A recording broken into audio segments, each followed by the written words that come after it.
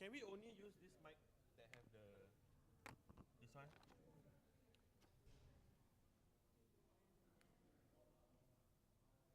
Test, test, test.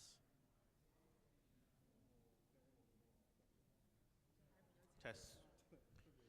Mic test.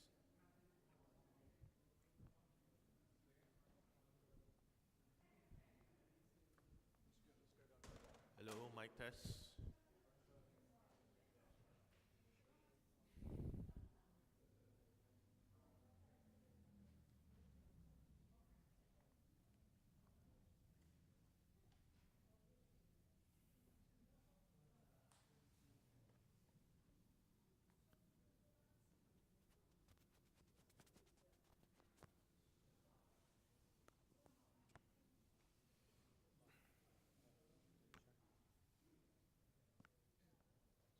Mic test, mic test. Yeah.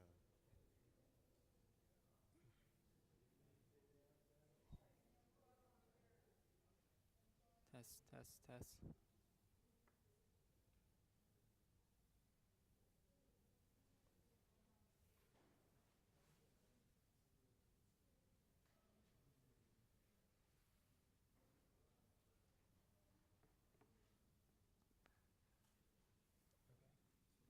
Okay.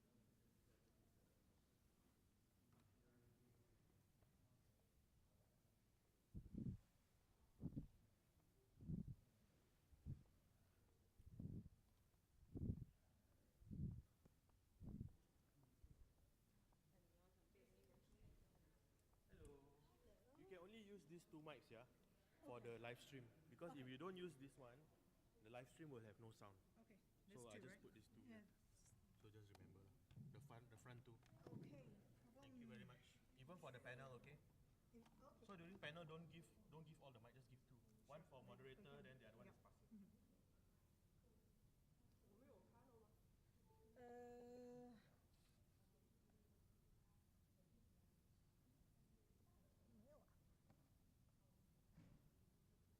我可没有 panel 的过场演。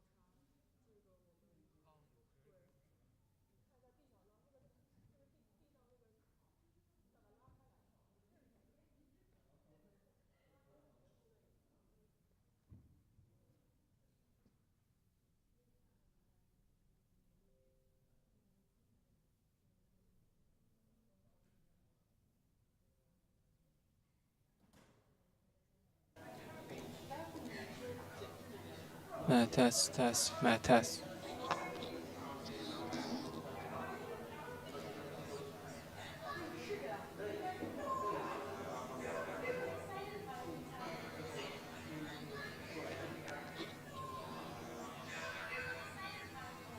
Yeah, test, my test. Test, my test.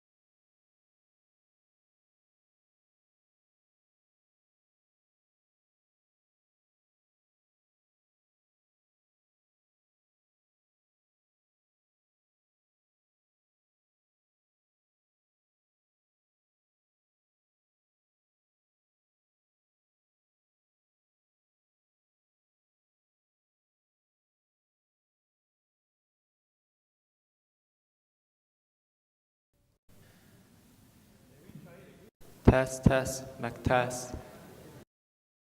1, 2, 3, Mac test.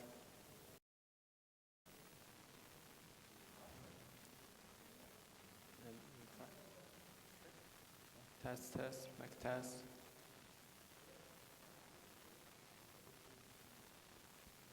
Test, Mac test.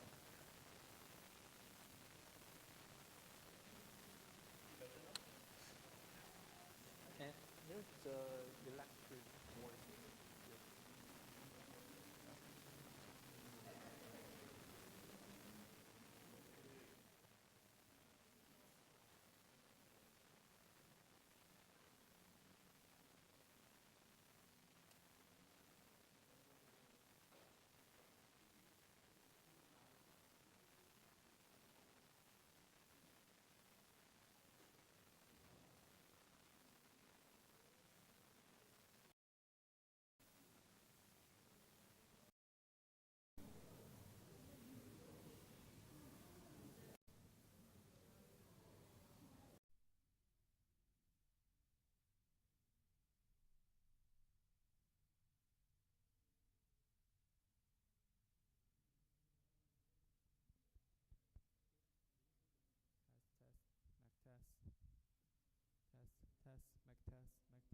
1, 2, 3, mic test.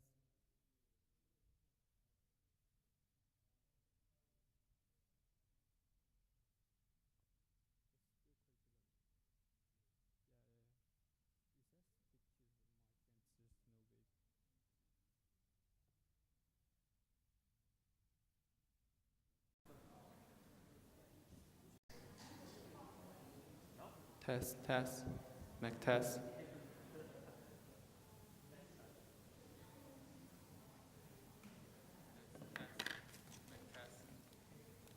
One, two, three, 1, 2, 3, mic test, test, test.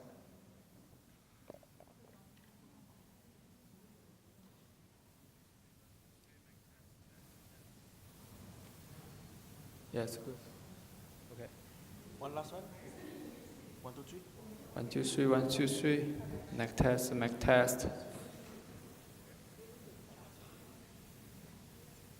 2, 3, 1, 2, 3. Mic test, mic test. 跟大家讲一下。 Let's do a little bit electric voice. Okay, friends. So I think today the traffic is really horrible today, and so probably we will like wait for many guests and many our friends and community members for another 15 minutes. Is that okay for you? So we will regroup and start at 45. Okay, cool. Yeah. So it's because many people are on their way. It's like a severe traffic jam right now. So 45, we will regroup.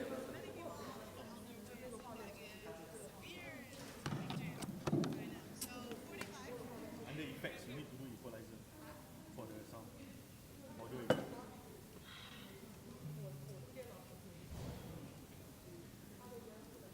It's in the OBS or It's in OBS. it's in the OBS.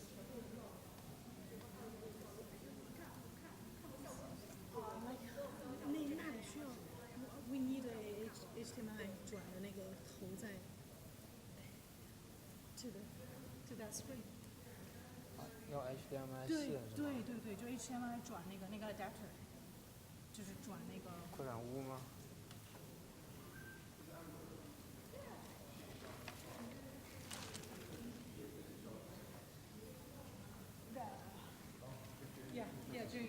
这个吗？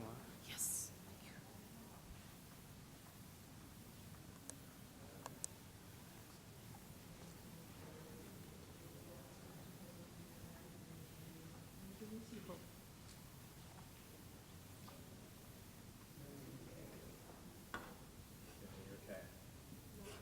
Not okay.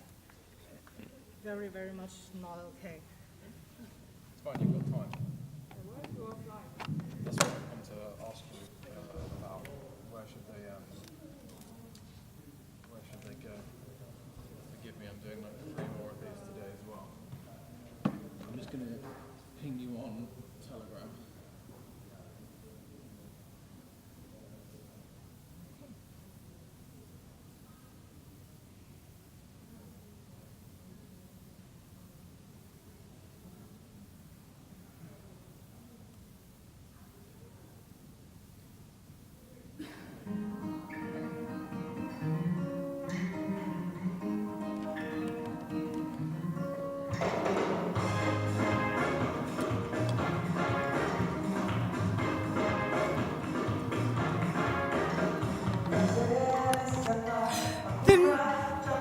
The music is too loud. Can you down a little bit?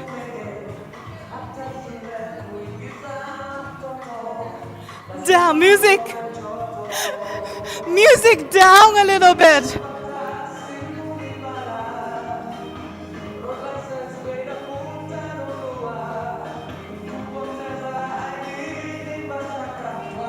No, it doesn't work.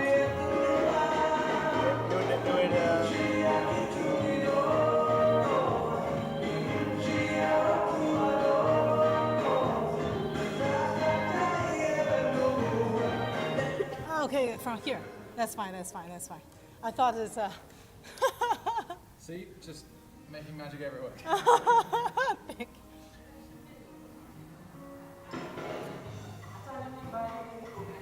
Okay, so as we probably many of us know, we have a Spotify playlist. It's called ShanHaiWoo. So feel free to download or to link to the ShanHaiWoo link. It's from all our members across. Can we hear? Can you hear me? No? Can you? Hello?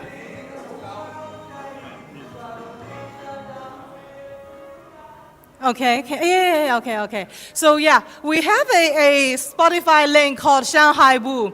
So yeah, it's just like this. So inside of this link is all our community members. They just link their favorite songs from everywhere, their nation and their background. So yeah, and we have lots from Africa and lots from India, some from Mexico. And so it's a cool international music. Before we start, because it's a can't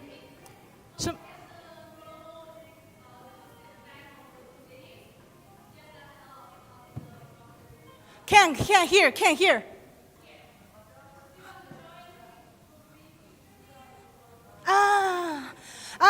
Okay. Like we can go for a group picture over outside.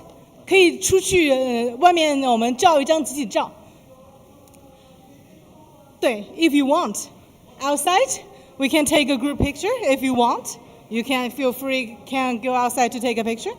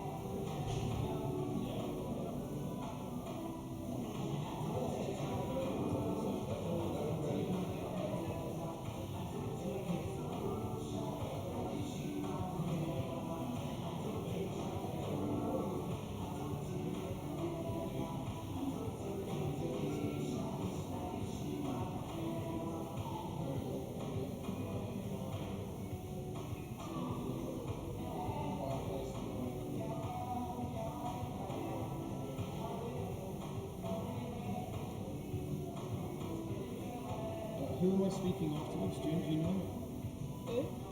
In terms of the running order, just putting in there. You want them in between. Okay, so afters, what's that?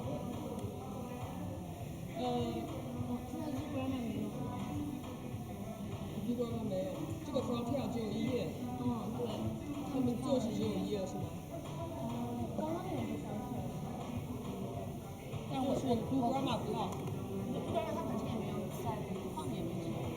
不是我们有一张他要来讲吗？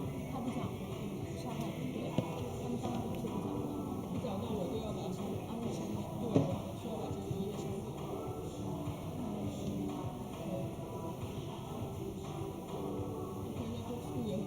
就写了写，那我是不给你的是吧？我没给，但是他给我。哦，那个人是就是他，就是他，对。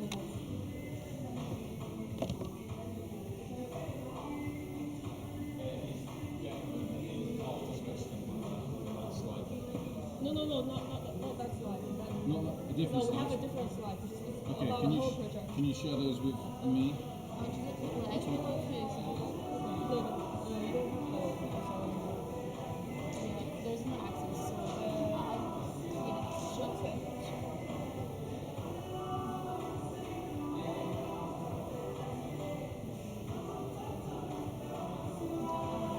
They haven't posted. Are these the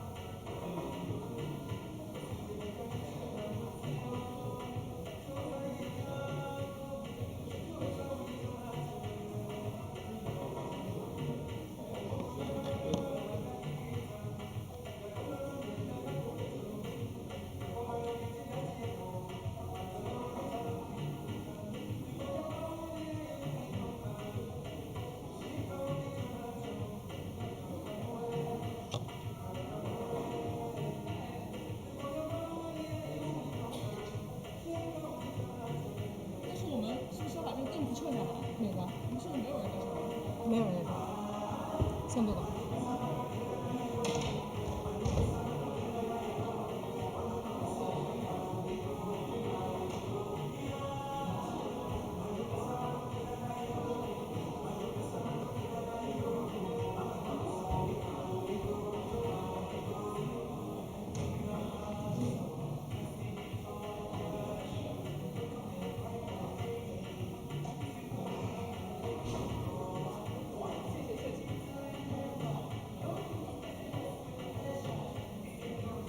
你可以把这个接给我们吗？我要测试一下这个8页笔。都不能放一个。等一下，我让他们先过来。我答了。So, everyone, we can start to move slowly towards our seat, perhaps, if you want, if you wish. Hi. 是。Yeah. Just speak again. Yep. Hello.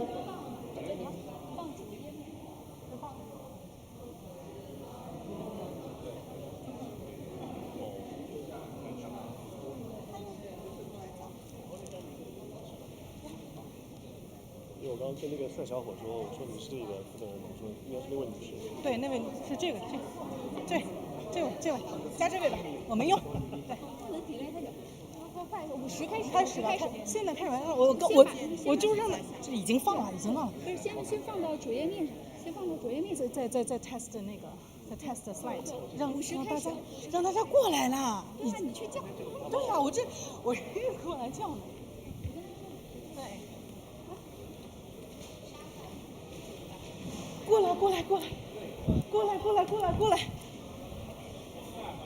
Yeah. We're gonna start. We're ready to go. Come.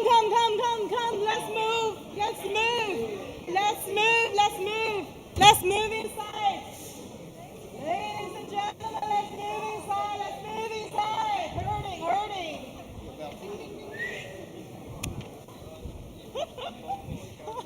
Shepherd. Chinese shepherd.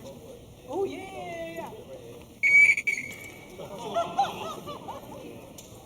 Let's go inside. Thank you. That's so awesome. Yeah.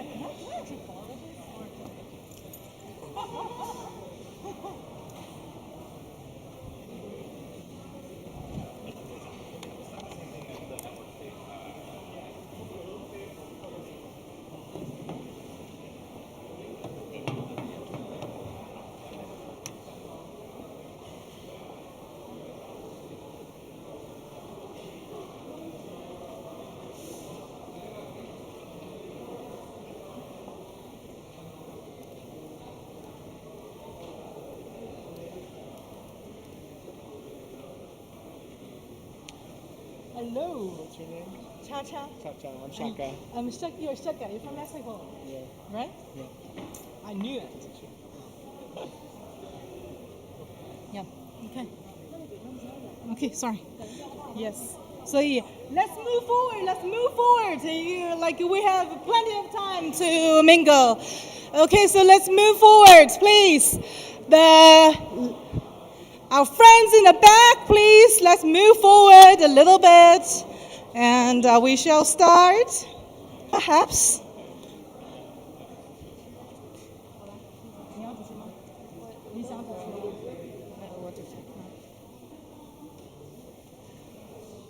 Okay, are we ready? 再等会儿。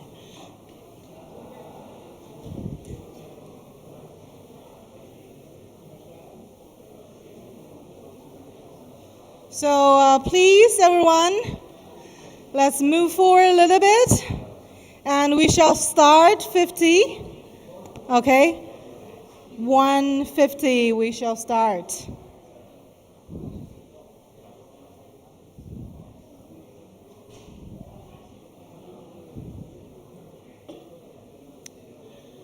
Okay, we all are seated.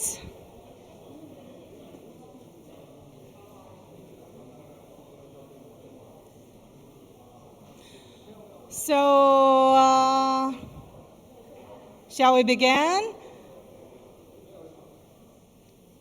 Okay, we're good. So, welcome all today in Singapore. Like in the very, very heated season of Singapore, and many of us take a long taxi drive here. And so before we come here, the music actually play here a long time is from a playlist in podcast. It means the name is ShanHaiWoo. So you can all start to like looking in your phone and to check the playlist. The name ShanHaiWoo is from all our friends and members and community friends. and they post it online and then everywhere from the world. So it's basically a United Nations of ShanHaiWoo with songs. And I want to actually open everything with one sentence or one title. It's from 4 students from Raffle Institution, which is like 4 high school students in Singapore. They were visiting ShanHaiWoo for 1 week. And this is their title, ShanHaiWoo, where blockchain meets human connections. And yeah, that's what we are doing here, what community are doing here when blockchain meets human connections. So first, we want to welcome a very special guest, a guest that we all want to meet. We want to welcome Dr. Xiao Feng, the initiator of ShanHaiWoo and chairman of Wanxiang Blockchain, to give us an opening speech and warm welcome. Yep.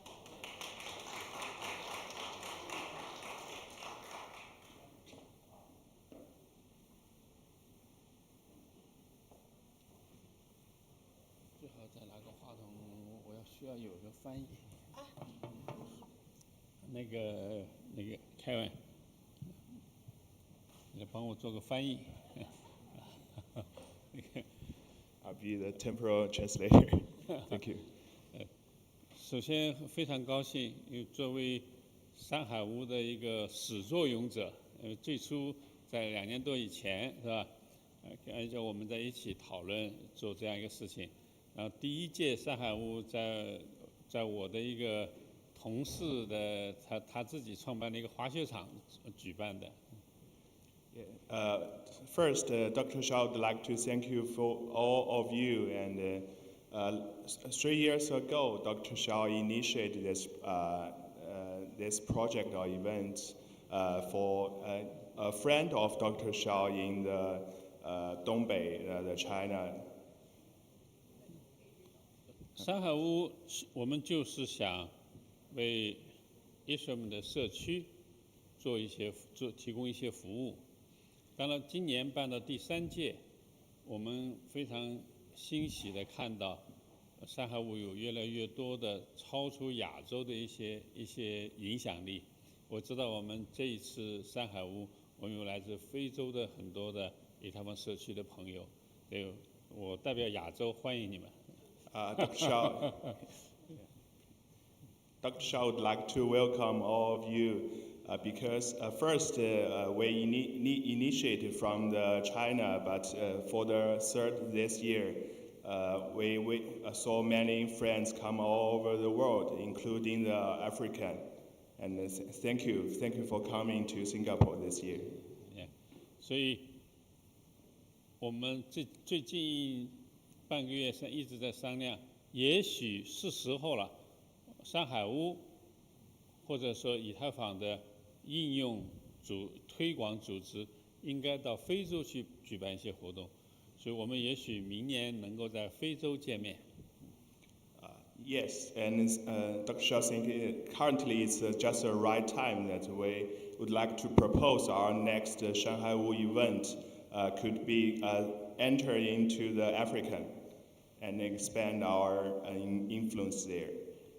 所以再一次的对大家来到亚洲、来到新加坡、来到ShanHaiWoo表示欢迎，谢谢大家。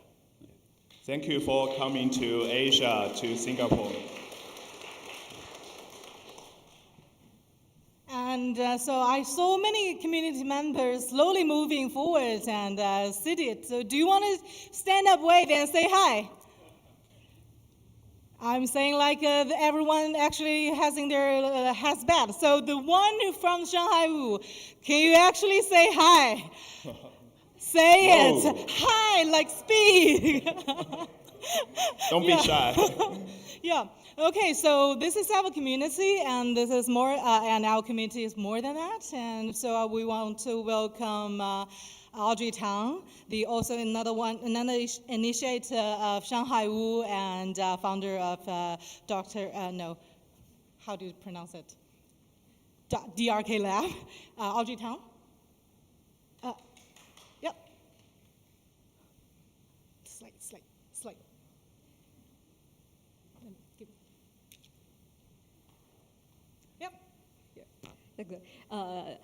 Thank you so much about that. Thank you for all of you coming here because ShanHaiWoo is a community-driven event. It has been 3 years, just as Dr. Xiao said. And for last 2 years, this is the third one of ShanHaiWoo. And for the first one, just like Dr. Xiao mentioned, it's located in mainland China, in a ski resort, which is also the venue is provided by Dr. Zhao's friends.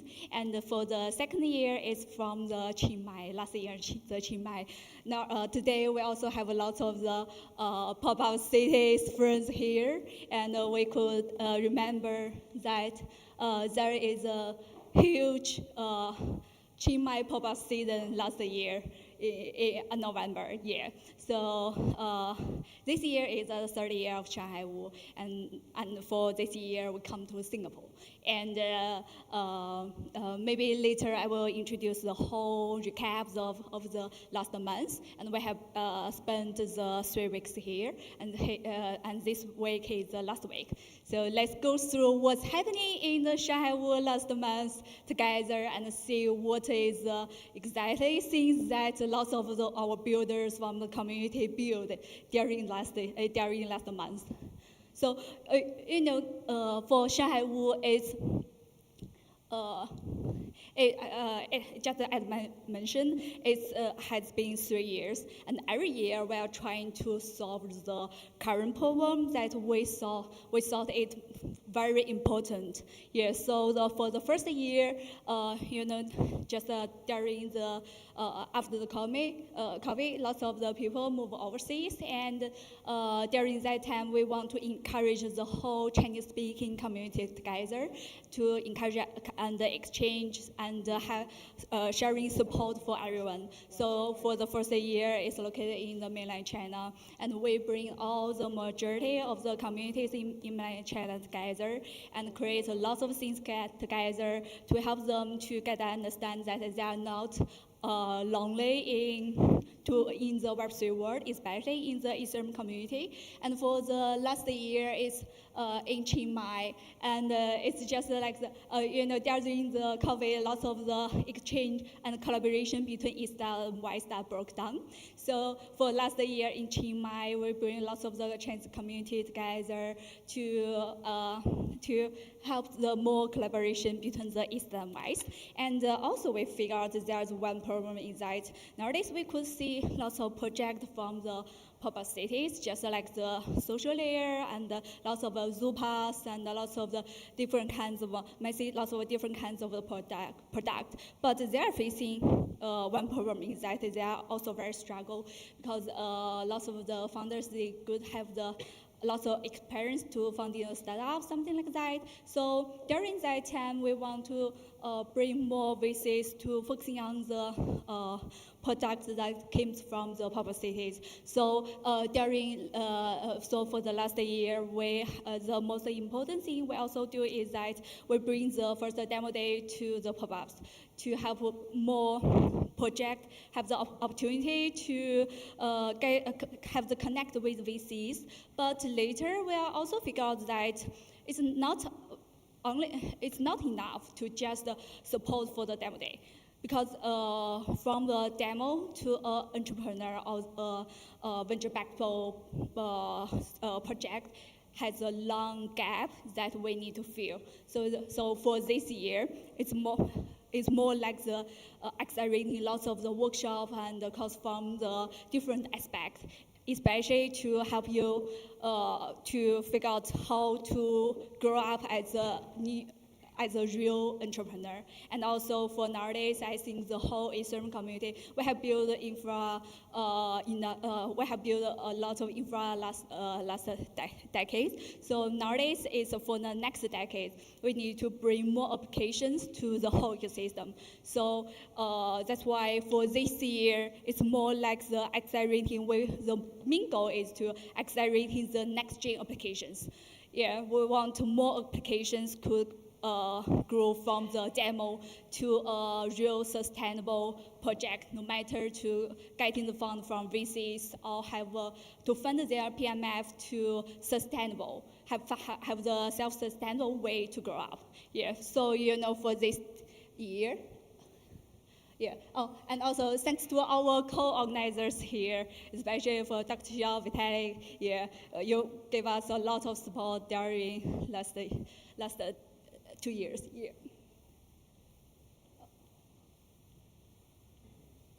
So for this year, we welcome the residents, no matter in the individuals or teams, just based on our goals. So the really thing that we want to achieve is that to give everyone the opportunity to grow here, especially for the emerging city. So we've saved application around the world, and the total submit is nearly 400, and total accept at 160 something, 60. Yeah, and from some from teams and some from the individuals. But for those ones from individuals, they also came to ShanHaiWoo with ideas of the projects they are building. So we could see for the regions, it's not only in the Chinese-speaking community, and also 20% from the Singapore local, and also we have 18% from Africa. Hi guys, yeah, lots of them, yeah, and also Indian, North American, EUC area. So yeah. Yeah, oh yeah, Australia, yeah.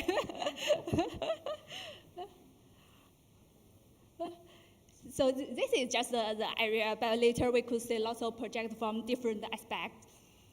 So this is the whole structure of what we want to achieve during this time. We also have lots of community activities together because, lots of them came as individuals. It's very important to find your teammates and to get to know each other very quickly. So we have lots of the community activities here, just like the town hall, icebreaking activity to help everyone understand each other very quickly, and also Soban Talk, which we have used for the third year. Yeah, it's just a random select of a group of 4, and you could have the deep conversation during the last 2 days for 3 hours. Yeah. So for this week, the more important thing is that we have the mini demo day each Friday, and also visit lots of the university and enterprise universities in Singapore. Yeah, and also for the learning track, we have different aspects from a founder session, technical, and also the product, how to design a user-friendly product, and how to go to market, and your venture strategy, which is very important. So quick framework of the fundamentals, and this is the whole agenda for the last month. Yeah. Okay. This is also very important insight. Where in this year, our main cost came from the scholarship, because Singapore is so expensive. We want to lower the barrier for each region they could come to Singapore to have the opportunity to get to know each other, to have the resource with VCs, to get the important information that they never know from the original region. So for this year, we bring the scholarship to cover the round trip, flight tickets, and also the whole month accommodations for lots of our participants, especially our participants from mainland China, from Africa, from India, lots of our scholarships members here. So this is the total scholarship program. We received the application at about 121, and received. At first, we planned it only limited to 20 capacity, but later there are still some accommodations could have, so we raised it to 28. So we have you could see lots of people from the different countries, different regions. Kenya, Ghana, Ethiopia, Thailand, Russia, yeah. So this is the whole picture of what our Wu residents built during last month. We could see that from the last whole month, they make a huge progress during last last month. Especially we remember that for the first demo day, they are very fresh and also very maybe less experienced for the pitching, something like that. But what you could see for 2 days ago, it's a final demo day, it's 10. So it's more experience for them to have the whole demos, and we could see lots of the project grow up a lot during last month. So here is the final demo day, yeah. And thanks to all of our friends here, the winners, yeah. So some highlight, yeah. Oh. Okay, thank you. It's a moment now. So thank you for all of you have to see what we done last month. Yes, thank you. Yeah, thank you. And as you can see, actually a community of builders doesn't mean that they will lock them up in the room and build together and all day long. And actually, we go out and we went to the McRitchie hike, and we do yoga, we do a lot of stuff together, and that's the thing that bonds us. And so next we'll welcome Vitalik to give us a keynote speech. And thank you very much. Okay. Great. No, I mean, very glad to see all of you guys here, and it feels like it's been a very successful ShanHaiWoo. So congratulations to all of you. So,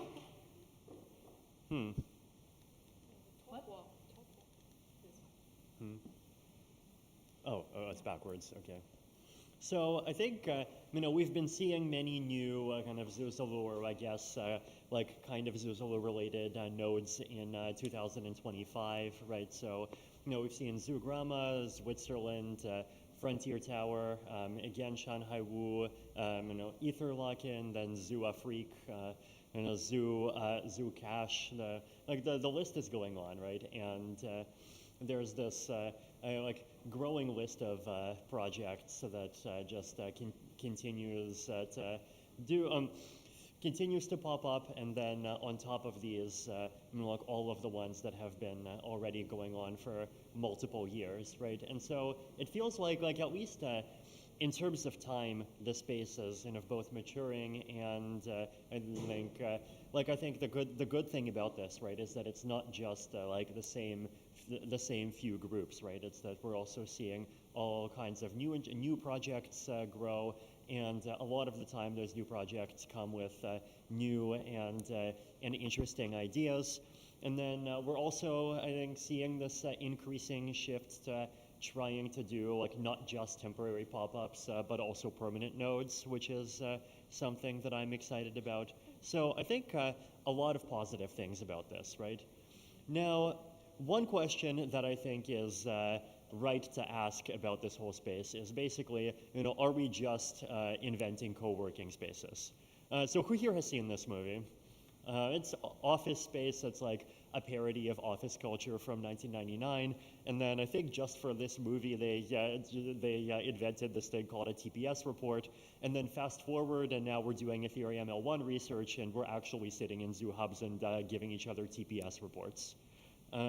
So basically, yeah, what is the difference between the thing that we're doing and things that really exist in 10,000 different contexts already, right? So one thing you might say is, well, we have a community, and this community contains some projects, and we're going to try to create some alignment within this community by, say, having a hub invest in some promising projects in the community, and take a share of them, right? So it's an interesting idea, but then you have another question to ask, which is, well, what are we doing that's not just an accelerator, right? And accelerators are cool. Who here has been to CERN? Oh, cool, more hands. I actually have not, right? So accelerators are cool. I think accelerators are more interesting than co-working spaces.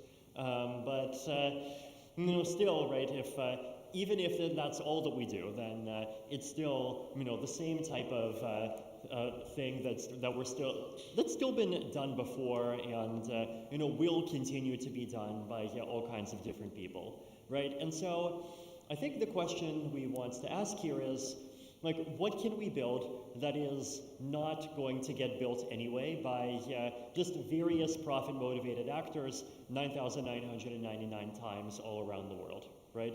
Is there's a lot of people that are making accelerators. There's a lot of people that wants to make the cool accelerator, and then they know AI is cool, and so they make the AI accelerator.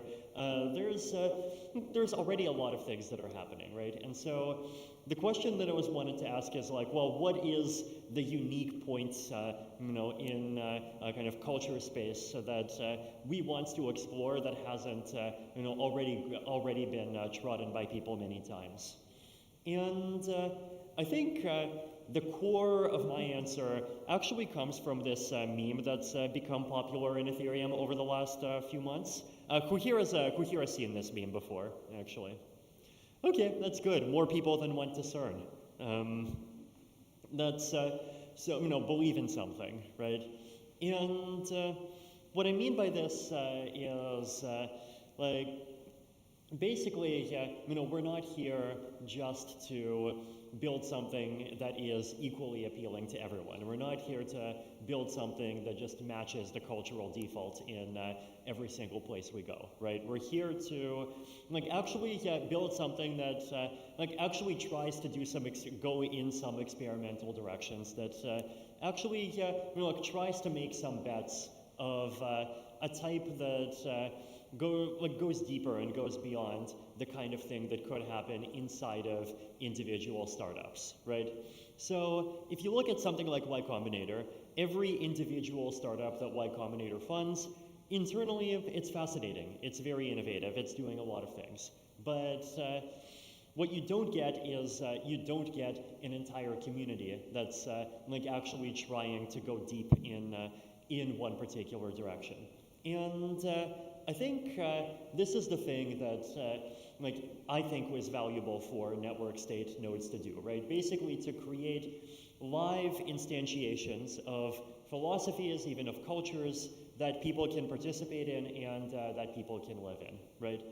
And so you might ask, well, why do we need this sort of thing, right? And I think a big part of the answer is that, well, the thing that the internet is giving us by default often is not great, right? So I think we've seen this in the crypto space, right? So, we see, I'm picking on pub.fun things, but really, it's happened everywhere, including on Ethereum. Financial products where, basically the vast majority of people who participate lose money. And then if you look carefully at the graph, you notice that once you get into the really fat tails, that's when the winners exceed the losers, right? And so effectively, a few people win a lot, and a lot of people lose, right? And I think there is a big part of the blockchain financial space that is like this, but also this is something that crypto has been criticized for a long time, but the world outside of crypto is not really better, right? So, Alexander Wang, who's recently joined Meta, has announced this excited to share vibes, a new feed in Meta AI for short-term AI-generated videos, right? So, what does everyone on the internet hate? AI-generated slop. And, what do we make it into a product for? AI-generated slop. Also today, OpenAI announced that they're doing the same thing. And so I think, what we see here, right, is these kind of attempts to jump in a particular direction that makes sense from this kind of very myopic perspective. Like, we're over here, what is a thing where we can go in one step that can attract some number of people? But I think the thing that our world needs more of is can we coherently take 10 steps in a particular direction? And can we do that in a way that is more structured, in a way that is not just about creating a product where it's one company that has a separate relationship with many thousands of customers, but like a community where at least many hundreds of people all have a relationship with each other, right? Can we create something that is more holistic, that actually takes a particular direction and really like actually tries to go far in it and tries to make something that really makes sense and that is long-term valuable from the perspective of every side, right? So one way to think about this is DIAC for culture, right?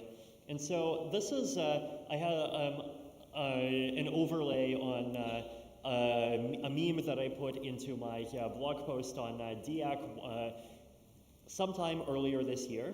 And I basically showed DIAC as being about escaping 3 different traps at the same time, right? Where one of them is deceleration, one of them is domination, and one of them is doom, right? Basically, the trap that comes from concentration of power, the trap that comes from negative externalities that come from lots of different actors going in some direction, and also the downsides of not moving forward at all, right?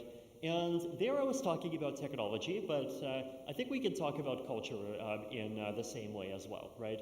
And so one of the things that we could have is we could have like Big Brother culture, right? Basically culture that's designed by either a government or a small number of very large organizations, and where it could make sense, but ultimately, like, you don't have that much diversity. Another thing that we could get into is like basically corporate slop culture, right? So culture that comes out of a large number of corporate actors that are motivated by goals that are often like pretty misaligned from the long-term flourishing of a larger community. And then the third thing is, well, we have a lot of traditional culture, but the thing that traditional culture has not really been doing yet is finding ways to adapt itself to like really come up with new and unique answers to problems in the 21st century. And there have been interesting examples where they have, right? So there have been, actually, in Canada, there's this indigenous tribe. It's this really fascinating example where they legally own land that's like right beside Vancouver, where they don't have to follow local zoning law. They only have to follow federal law. And so they said, well, hey, we're going to make very big skyscrapers. And they're actually very nice skyscrapers, right? And if you have more skyscrapers, then like that, it makes housing more affordable, and like lots of people can move there. It's more space for everyone. And at the same time, they're like actually, like if you look at the buildings, they're actually quite nice, right? And this like actually surprised a lot of people, right? Because we don't think of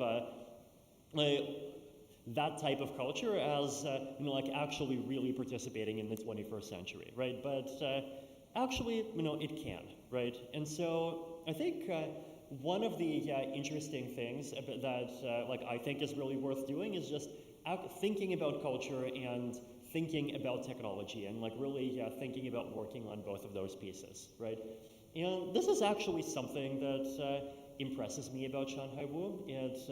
It actually feels like a place that is really trying to maintain a deep culture. It's trying to maintain particular habits. It's trying to maintain a particular aesthetic. It's trying to maintain a long-term continuity. It's doing a lot of things that like co-working spaces definitely do not do, right? And I think that's good. I think this means that this is a thing that brings a lot more value to the world. Like I think the world is improved much more by going from 0 ShanHaiWoos to 1 ShanHaiWoo than it is improved by going from 1,000 co-working spaces to 1,001.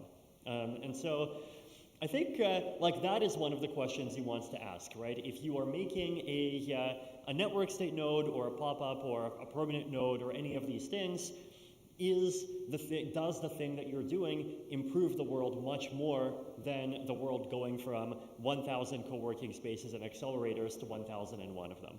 And I think if the answer is yes, then you have something interesting.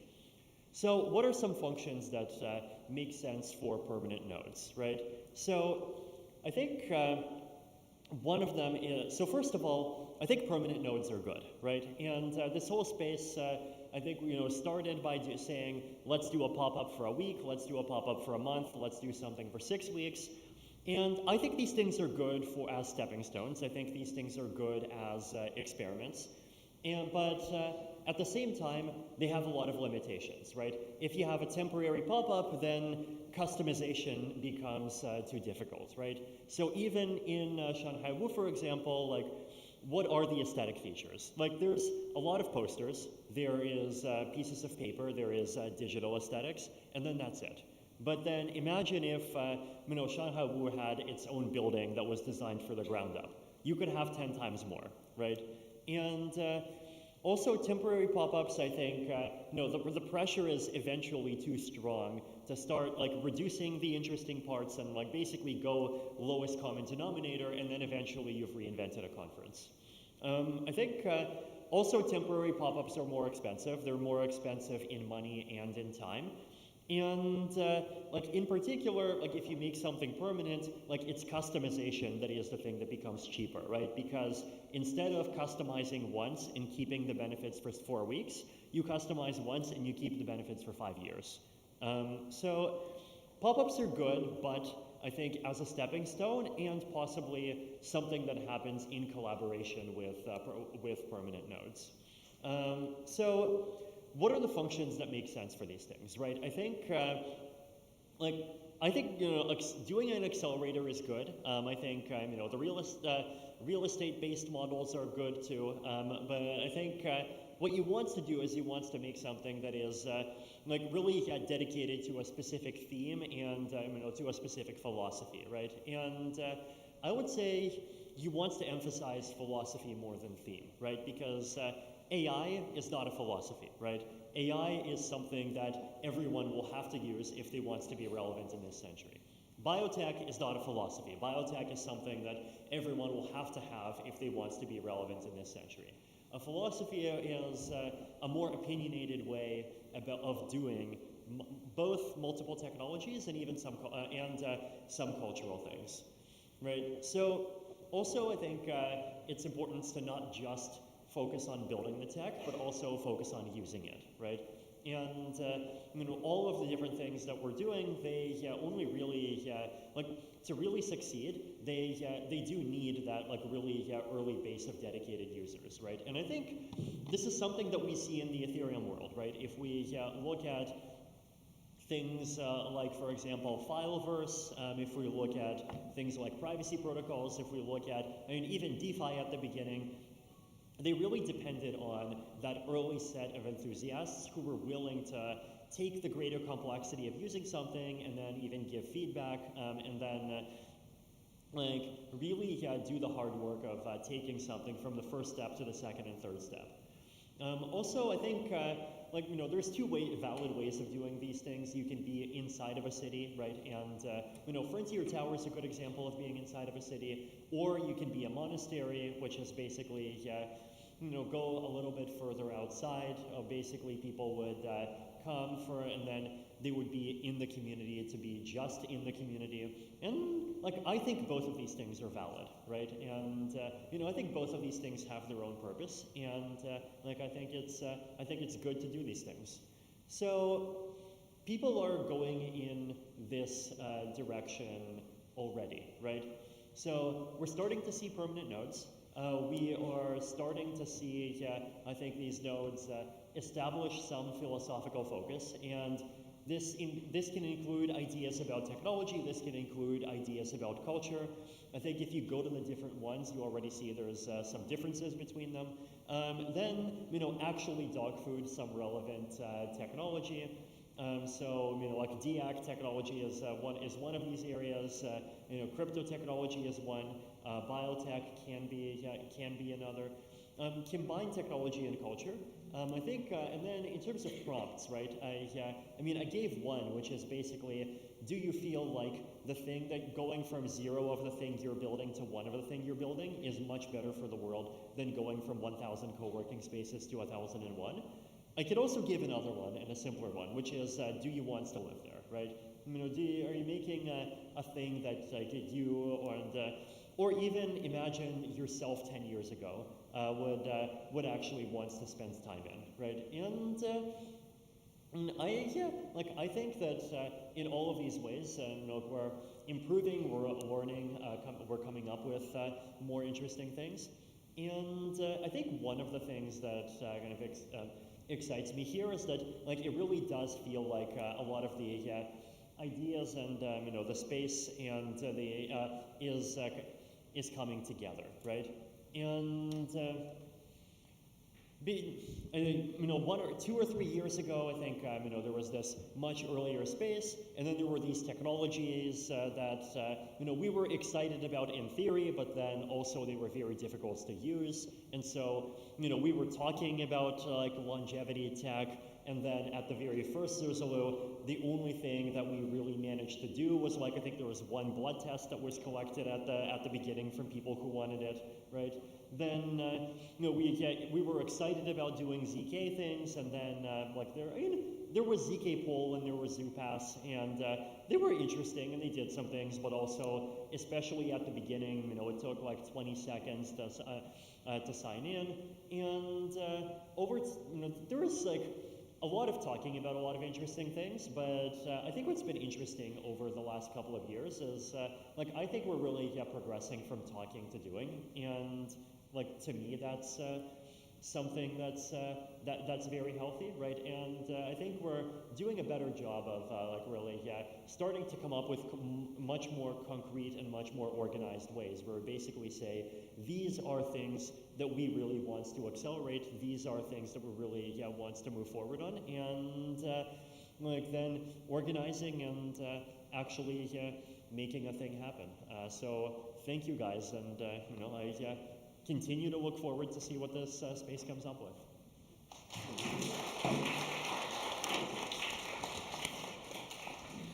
Yeah, thank you. And as Vitalik just said, make the place the place you want to live in. And there is very small change when Shanghai, wherever we go, we rename the location a little bit. So now in the building, we renamed 3 rooms of a Rage of Merlin and Rage of Dragon and Rage of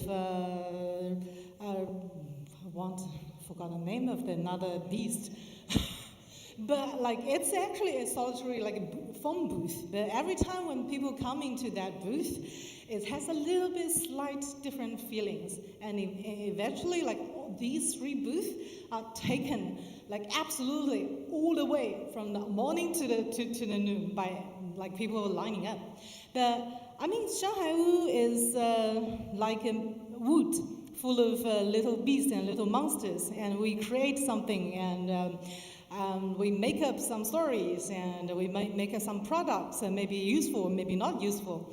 But we are happy, but we need to thank, and especially thank you for those people who actually hacking the woods and laying the ground. And the first generation of ShanHaiWoo, we have a T-shirt. It's called 开山人员, means the one who's actually opening the mountain of ShanHaiWoo.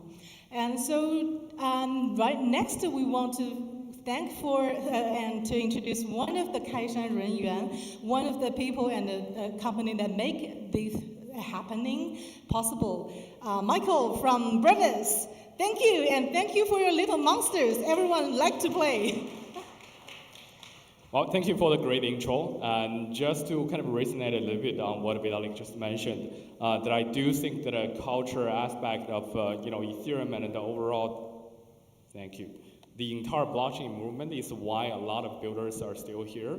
I still vividly remember that the first time I saw Ethereum white paper and participated in the first ever kind of a token sale auger. It was like a very, very surreal experience for me. That was really kind of what got me hooked into the space since 2015. And since then, there are a lot of technology directions that we have built, and I have built personally, initially on scaling, and then interoperability, and most recently in ZK. These are different kind of technology directions, but the underlying cultural theme is the same. It's like we're actually believing in the near future of decentralization on how we can coordinate a very complex social organism with code and crypto incentive, economic incentive design driven by code, right? So that's why we're here, and And what my goal in the community has been is to empower application developers to build more and more powerful applications that has better UX, has had better computation power, and this is what we do. And hi everyone, this is Michael. I'm co-founder and CEO of Brevis. Thank you for coming to my talk. What we build is what we call the infinite computing layer for Web3. It is a smart, verifiable computing platform powered by ZK that enables you to tap into infinite computation power in your decentralized applications. Now, but before I kind of dive into what exactly do we build, just want to kind of talk about the challenge we're trying to solve here. So blockchains themselves are marketed as water computers, but if you think about it, many blockchains cannot really run faster than a single server, and it is extremely expensive. You might think that, okay, wait, so we have all these years of research and progresses that we should be doing much better now, like we should be able to just run about any kind of computation today on blockchain. Well, unfortunately, that is not the case. Let me give you a very simple example here. If you ever use the centralized exchanges, you all have this feature where if you trade it a lot this month, you get a trading fee discount in the next month. This is a great feature, retains user, boosts revenue. But if you look at every DEX today, until very recently, none of the DEXs has this feature. Well, why is that? It's not because they don't want to build it, but because to build this in smart contract directly in a trustworthy way will bankrupt user in gas fees. Smart contract today cannot even actually run computation on historical data, and therefore it is still kind of limited in terms of computation power it has to access. So now the fundamental reason that why this is the case is because blockchain consensus, distributed consensus is actually rooted in a very simple form of computation. Let's say you have two nodes in the entire blockchain and they're trying to agree on something. Right, so Alice is doing this multiplication equation, and she got the result by spending some computation power. And what Alice wants to do here is to convince Bob that the result is actually correct. Now in blockchain, what Bob do here is to actually do the computation again. So right now, if you look at the blockchain space, especially for truly decentralized blockchain networks, we're using recomputation as the only way to do verification. And this is the fundamental reason why the blockchain computation itself is actually expensive, because you actually get the same piece of computation repeated across the entire network of hundreds of thousands or even millions of nodes. So how can we solve this? Is by introducing a new paradigm of computing called verifiable computing. So in verifiable computing, you have different roles in your computing process. You have Alice, here is now a prover. So Alice is not only just doing computation itself, but also generate something magical called ZK proof. So, I think my slides is kind of messed up, but that's fine. So there's this ZK proof itself is a very interesting mathematical magic that you can use to prove to anyone that your computation is done correctly. And the interesting thing here is this. The computation power you need to spend on verifying the simple piece of proof is tiny and constant. So no matter how complex the original computation is, you always got to spend a tiny amount of computation in verifying that.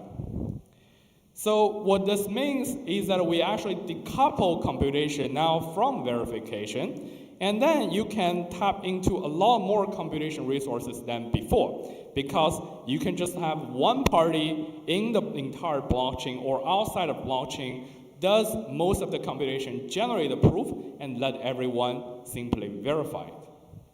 So this is the whole premise is that slides completely messed up. But this is the whole premise of what Brevis is built on, that we enable infinite scalability through the pattern of verifiable computing for blockchain application, and also there are use cases for AI and Web 2.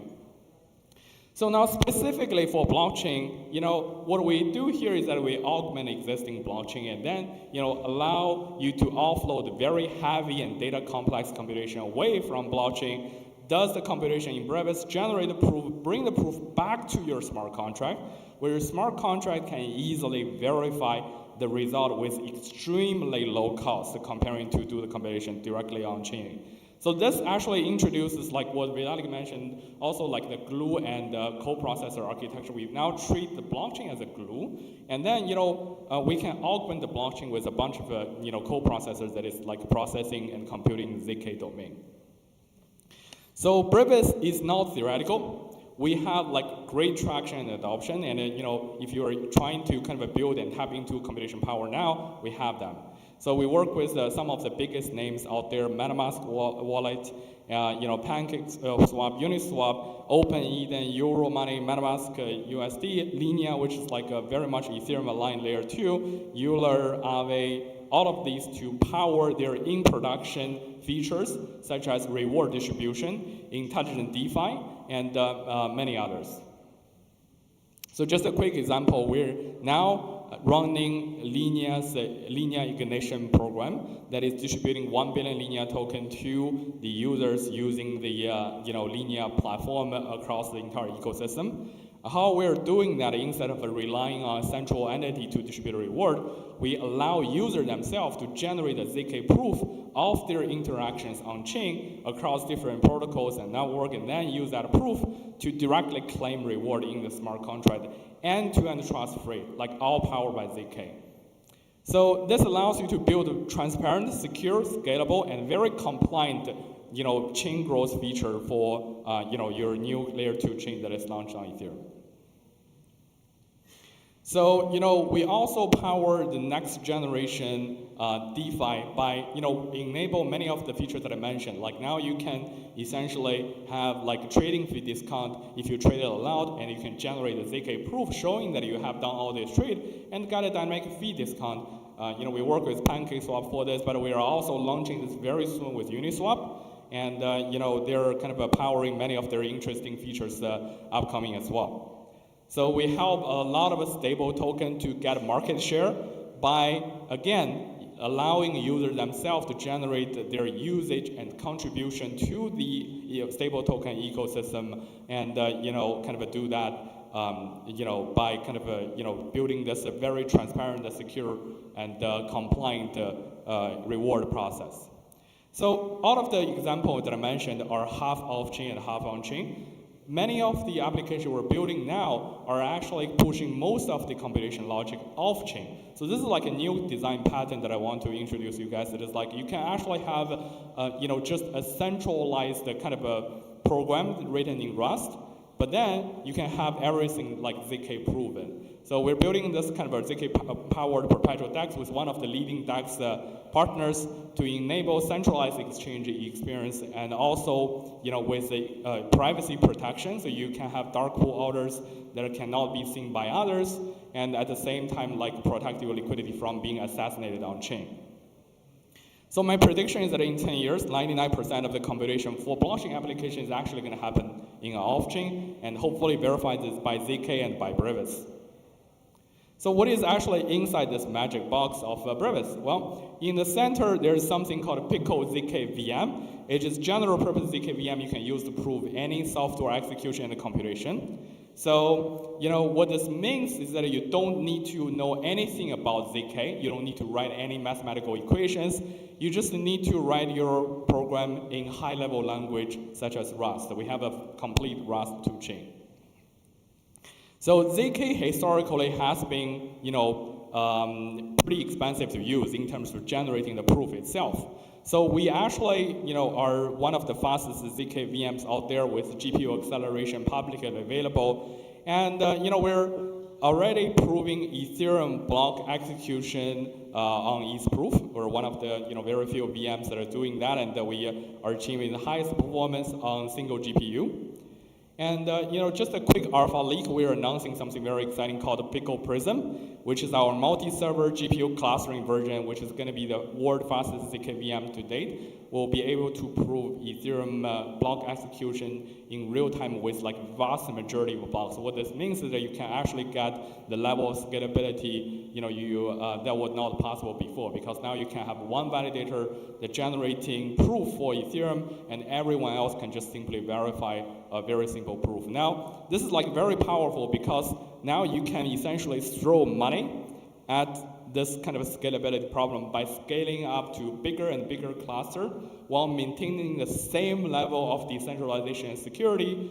At the same time, you can kind of just increase the scalability in theory. So that's what we're very excited about, and kind of very much like why we're kind of very much wanting to contribute to the Ethereum ecosystem.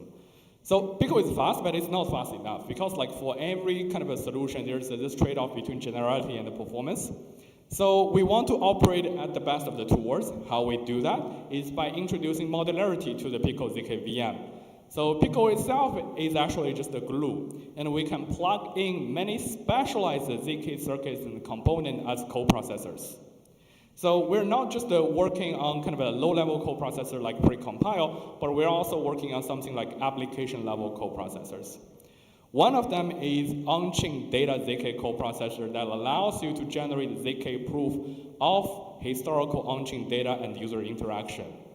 The reason we need this is that you can actually get additional 2 orders of magnitude performance benefit and cost benefit if you build your ZK VM with this architecture.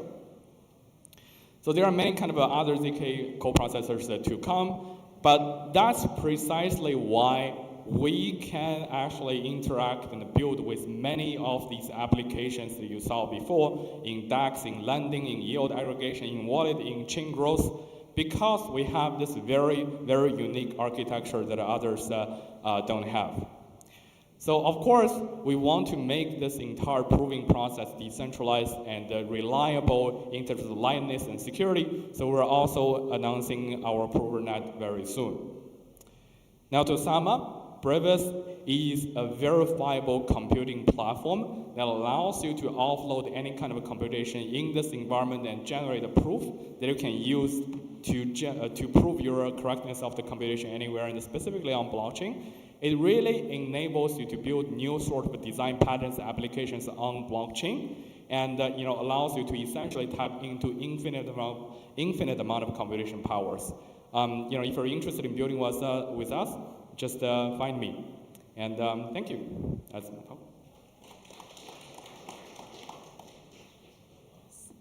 Thank you for your hardcore introductions. And it reminds me, in ShanHaiWoo, we had a maths and physics teacher teach us about ZK, the math behind ZK. And it started from 1 hour lecturing, and everyone is so interested in the hardcore math stuff, and it ends up to be 4-hour long math study in front of the board. So interested people like fundamental stuff.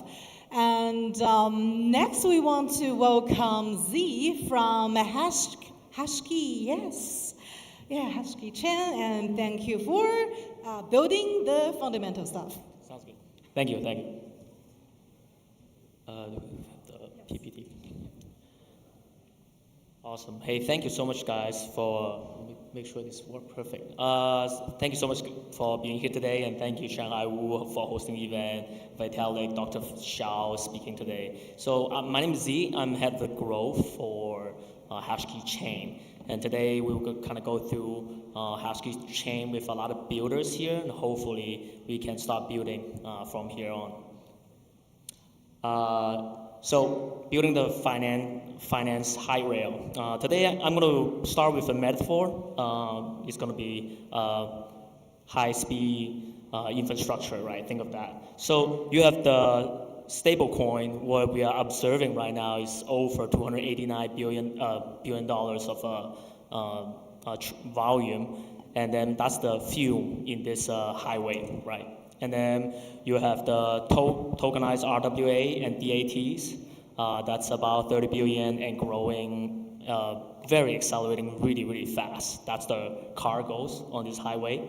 And then there's everyone else on this highway that needs to be exit, that they're going to use payments for the everyday users, right? So underneath all of that, that's where Hashkey Chain comes in. We are basically building the infrastructure for all of these highways to flourish. And the builders, which many of you, are going to come help us to make this infrastructure better, faster, scalable. Just another comparison, if for those don't know, HashKey chain is part of the HashKey group, right? And we are strategically, basically, all located in Hong Kong and APAC. And this is a very unique time that we're in right now. And as Hong Kong is already the third biggest financial hub in the world, but also seeing some 150% year-over-year growth on IPOs this year. So what we are seeing an emerging trend is that Hong Kong is going to leave for Asia, and HashKey is going to be here right for it. So why HashKey chain? Why are we here? And how are we going to tackle this highway for everyone? Very simple stuff. We built on Ethereum layer 2. We have low cost, very secure. So this is a very traditional stack, but this is the foundation, right? But we don't want to just be the next layer 2, right? We want to be the public chain.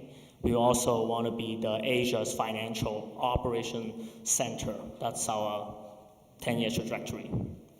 And something that really want to add into our journey for HashKey chain is that we've been around for almost a year now, and one of the biggest focus is always been compliance, right? So you're looking at something that we are actively focused on is how do we have on-chain KYC AML built in, and how do we build all of this security feature, multi-level signature, and designs for the institutions. So this has been the biggest part of HashKey chain and being the longest struggle is building these Web3 proponents for the institution, for the governments, talking to the Hong Kong regulators, right? And where are we so far? So while we are speeding it ahead, we're making some progress with over 1 million address, 600K users, and almost over 1 million community members. So we're making progress, but definitely there's so much room to grow, and as we taking a bigger role with this global financial acceleration. So, as I was mentioned, the HashKey group, I do want to bring that into this picture to know where we are in the HashKey chain as part of this larger group, and how this entire group really gonna accelerate this adoption, this infrastructure, this highway, right? So on the top, you have Web3 Campus, DJ Dog. This is more of the school educators, exciting meme culture that's going to help us to get more progressive stuff, more fun stuff.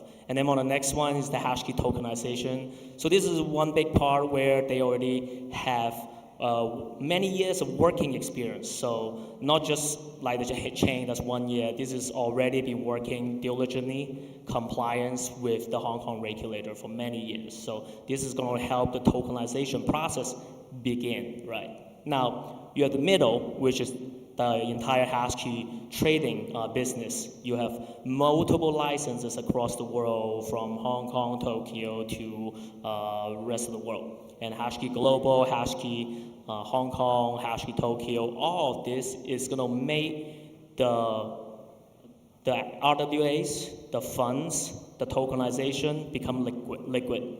So put it on before putting on train, before finishing the final touch. And then you have the HashKey Capital. Thank you for them for sponsoring today's event, and also HashKey Wealthman that's going to help to manage these assets for some of the private and institutional users. And then finally, underneath all of these is HashKey Cloud and HashKey Chain, right? So the HashKey Cloud, it builds all of the infrastructure internally. So that way make sure everything, again, aligned to the compliance standard. And where HashKey Chain stepping in to finally making everything tradable, accessible, and become the ultimate version of DeFi.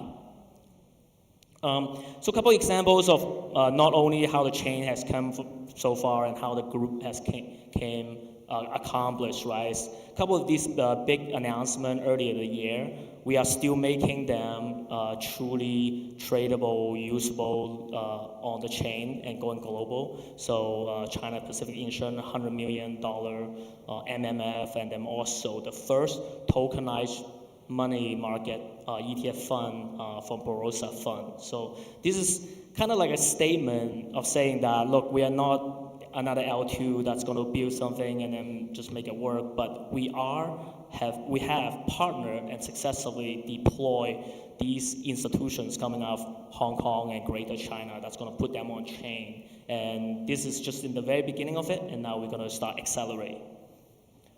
Okay, so all of that, the Hashkey Group, the landscape, now we are actually talking about a chain. And what we are looking at for the next 6 to 12 months for the builders, right? So this is the 4 area, and just you think about 4 verbs to summarize this, right? Tokenize, active, and earn, and reinvest, right? These are very simple terms in the traditional financial world, right? You make something that's tradable, you activate them, and then you start earning interest, kind of like bonds and MMF, right? Money market funds. But then immediate reinvesting them is where DeFi and everything come together. So you look at the RWA Launchpad is the first step. That's what we are building on. We are already, for majority of this year, is really working through the licensing, working through the process to streamlining not just one, but kind of like where the bread and butter of all the centralized exchange with Launchpad. So this is going to be someone from the big traditional financial institutes, and then they can just quickly put the Launchpad, and then we can just activate them like a DeFi, and then helping them to become tradable on chain. And then lastly, there's a small part that I want to cover is really just the cross-border payment and stable coins, right? This, again, earlier talking about how big the stable coin market, I think something to remember, the stable coin market is probably pegged to the US M2, which is about 22 trillion. And the size of China's M2 is about 45 trillion. So this is where once the Hong Kong stable coin can become realized, that's where we're going to see an extreme acceleration of this space to allow cross-border payments worldwide. Here is the big, to wrap up our Hashkey chain, we do have a 50 million Atlas grant. Super excited, all your builders here, spread the word, ShanHaiWoo, please help us to get this out, because we are going to be very clear, super clear going forward. We have RFP where we're just going to tell the builders what we have, and you come build. Once you finish, and if the product, the UX, the UI design are good, great. We're going to pay for you, and we're going to grant the grant and deploy this product on chain. So very easy, straightforward partnership. Finally, behind all of this, right, is the team, which is Hashkey chain team. We are doing some major rebranding and some major refresh of the team. So a lot of exciting things that are going to be on for the next 6 months that we're going to be, doing a lot of points and everything. So just please stay tuned. Follow us on Hashkey Chain on Twitter. And these are always some of our full partners. So yeah, we are here, we're building. Again, thank you all for being here today. And if you have any questions, please talk to me after this. Cheers. Thank you for the foundation that you're building. And next we want to welcome Kines from Tencent Cloud. And thank you all guys for this beautiful event, Places. Okay, thank you very much. I've got only 10 minutes, so I'm going to set my timer just to make sure I'm on track. Okay, all right, okay. So first of all, a big welcome to our Tencent office. This is our new building. We literally moved in January. So this is our first community event that we're holding in this building, so we're all part of history. Big welcome on behalf of the team. My name is Ken. I run the Tencent Cloud business for Southeast Asia. Me and my team, some of you may have met Vivian, and we're here to serve you after the session. If you've got questions, we're happy to answer any questions that you have. Now, you may be asking, what is Tencent's involvement with Web3? Well, just a very quick sort of overview. As of this morning, I just checked the latest stock market price. We're a $6 trillion company now. So we are the largest Chinese tech company in China, and probably number one or number two across Asia Pacific. Now the cloud team, in essence, we focus heavily on taking the best of breeds of our products and solutions across many of our consumer products and monetizing that to the enterprise world, and certainly in the Web3 universe. So just very quickly, in a sort of a snapshot, we are the world's largest gaming publisher. We also power apps like WeChat, and most of you would have would have used WeChat, for example. We also power China's largest payment gateway, which is WeChat Pay. We are also a media tech company, and I can go on and on because we're involved with many consumer services. Now, on the cloud space, we're essentially taking many of the best practices and monetizing many of the components that were built for gaming, for our social capabilities, for our media tech solutions, for our fintech solutions. And what that also means is that you as a Web3 builder, if you're thinking about a solution, so for example, you're trying to build the next generation GameFi, because we have a lot of experience in terms of gaming, you can take many of our components to build the gaming component very quickly and put it on the public blockchain. Similarly, if you're trying to build a SocialFi, and also you want to enable many of your wallets, for example, with the latest state-of-the-art AI-powered KYC tools, we have many of these solutions as well. And many of our solutions and our services has been tried and tested on our platform. It has been used and scaled to hundreds of millions of users, in some cases to 1.3 billion users in the case of WeChat. So we have the track record in terms of scalability, of stability, and also security. So we wanted to kind of also share with you, again, this is something that we need to kind of deep dive in terms of what problems you're trying to solve, and so that we can look at how do we customize many of the solution sets that we have for the Web3 communities.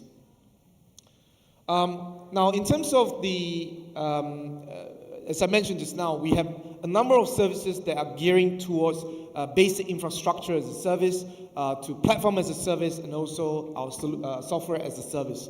Now, many of you, because you are developers, you are in the DevOps space, some of, because I came from a software engineering background, many of your care-abouts would be, how do I create something very quickly, test it out, make sure that it works, and if it doesn't work, I can scale down very quickly. And that is where we can actually empower you to go faster, quicker, because we have capabilities such as containers engine, Kubernetes engine, service mesh engine, a number of these services that are available for you from a public cloud standpoint. Now, we also take certification and compliance very seriously. This is something that we adhere to the jurisdiction and the regulations across the different countries that we operate. Now, we as an international unit of Tencent, although we are a Chinese background company, we are very much international in focus. For some of you that may not be so familiar, our largest institutional investor is actually South African. So we actually have got many of our board members that are international in nature. We are listed in Hong Kong, so we do have a very sort of broad-based international outlook. But when we do business in countries such as Singapore or Hong Kong, we will ensure that we're fully compliant with the regulators and the compliance bodies. So rest assured that if you do partner with Tencent, if you do park your data with us, we are governed under, for example, the Monetary Authority of Singapore, or the information, the IMDA, which is the Media Authority of Singapore. And again, depending on the compliance standards or the regulatory required standards that you may have, we're happy to work with you to ensure that we're fully compliant with the jurisdiction and the laws of the land. Now, when it comes to Web3, just very quick overview.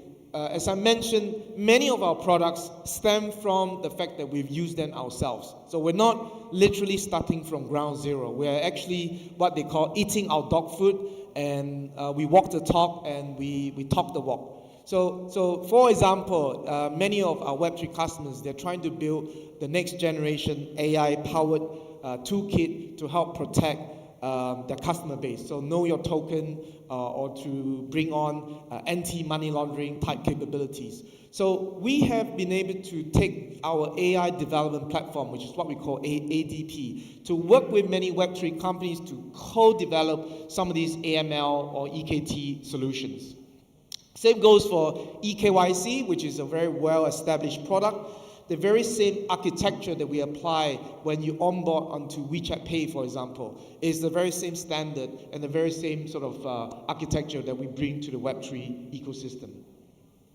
We have a very well-invested set of footprint, 22 regions, 64 available zones today, 200 terabits of reserve bandwidth, and more than 3,200 plus acceleration nodes. And on this point, I also wanted to mention that because we are one of the world's largest media tech company as well as the world's largest gaming publisher, we actually have invested more acceleration nodes than many of our peers in the hyperscaler space. You can do the background check, but this is something that we're very proud of, something that we're very confident that we can help you to drive excellent customer experience.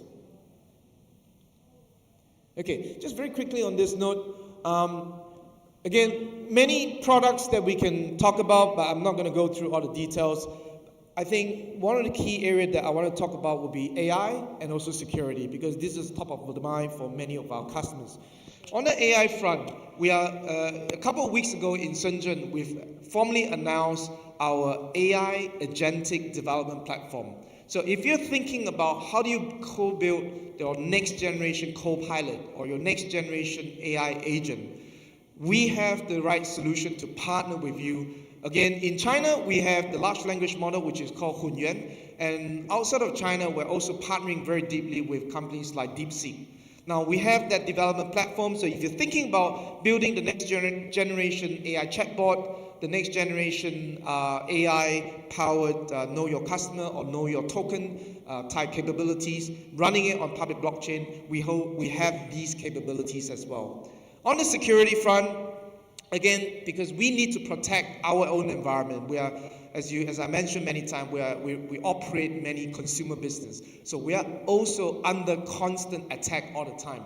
So people are thinking about how to hack onto WeChat all the time, or how to hack onto our Wangzhe Rongyao or one of our League of Legends all the time, okay? So we need to think about how to protect our environment. So the very same standard, the same DDoS or the same web application firewall, ensuring that we have the right security both on the edge and also on the server front. We have the right capabilities and experience to support your Web3 expansion and your growth story. Okay, just in interest of time, we've been partnering with many Web3 companies for many years now. We're very proud to support the community. I'm a big fan of Ethereum, very big fan of Vitalik. I'm such an honor to have you here. We fully want to embrace the growth and the expansion of the Web3 community. Okay, so this is an ever-growing story. So again, we do have a sort of open community forums, open community marketing events like this that we run on a periodic basis. Even our own capabilities that we built is very much built on the foundations of open source platforms. So in other words, many of our products, we welcome the open community to contribute to the advancement of those solutions as well. So stay tuned, and we would love to have you to be part of the growth story. Now, just very quickly on this last note, many of you are startups. The good news is that we're here with you. We want to partner with you. We have the Cloud Startup Program where you can apply for cloud credits up to 100,000 US dollar. Okay, so of course we go through case by case to look at the background of the companies and the credibility of the companies. But again, this is something that we're very committed to supporting the growth of the startup community in the Web3 space. I'm out of time. I mentioned about our marketing event. This will be an ongoing story. Today, we're literally making history, as I mentioned, because this is the first time we're running it in our new office. Please scan the code, get more information. If you're interested to know more about our cloud credit, speak to me or speak to Vivian. Vivian, raise your hand. Yeah, the beautiful lady in black. Speak to one of us or speak to any of our Tencent cloud staff. With that, thank you, and back to you.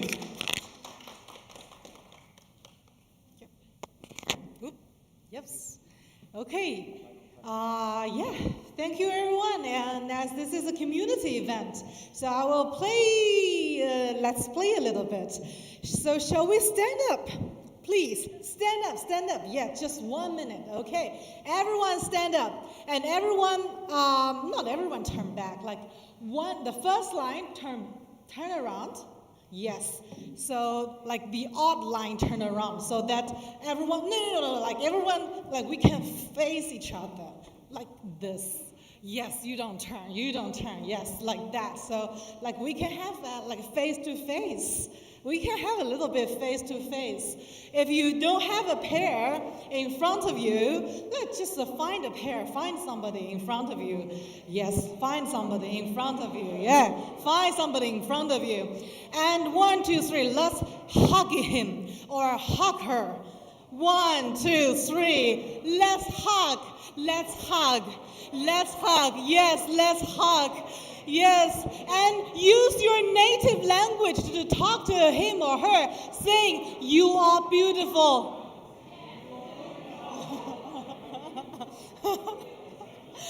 Okay, it's fun, right? It's fun to have human touching, and it's like as Kenneth just mentioned, it's 王者荣耀 is important, so fun is important. Okay, let's sit down. Let's all sit down. Yeah. And remember the one you just compliment, say you're beautiful too. Okay, as a community. Oh, let's hug me. Yeah, 你好美.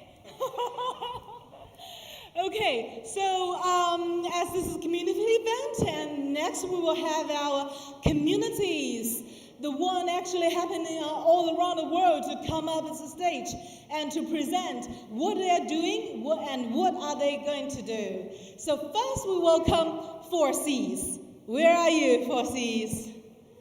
Yay!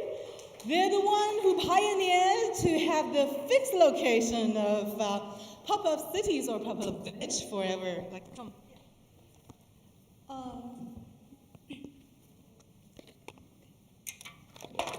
So many things. Yeah, let me.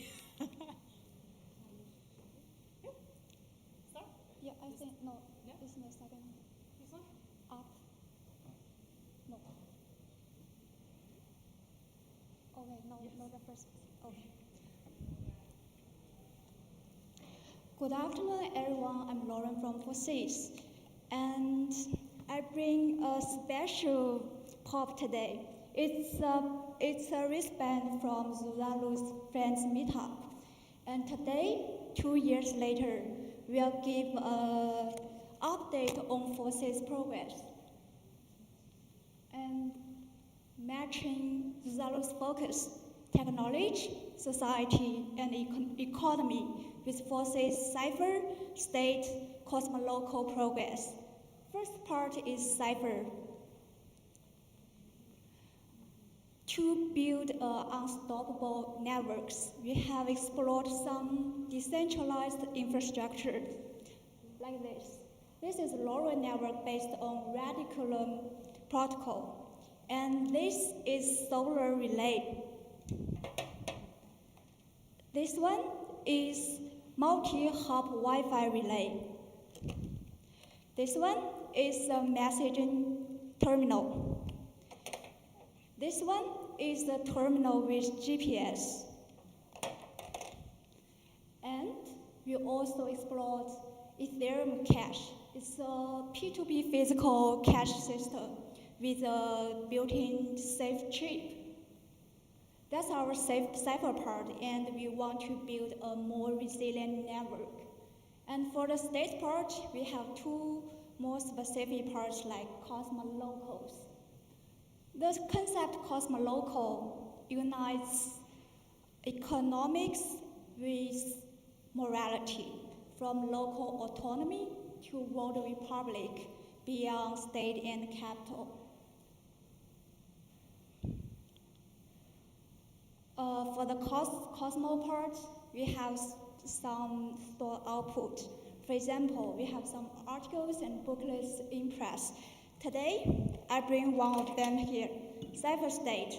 So I will share this book with all of you here later.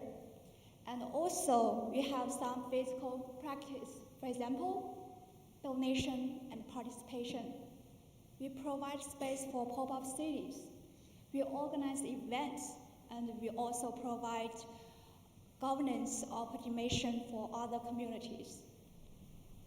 And for local part, as a community based in Chiang Mai, we have a deep bond with local communities. For example, in 2024, Chiang Mai has a flood, so we embrace our social responsibility and provide support for this flood relief. And also, we prioritize our sustainability. We have 2 spaces in Chiang Mai. And running these 2 spaces, we have worked every day to strengthen our foundation.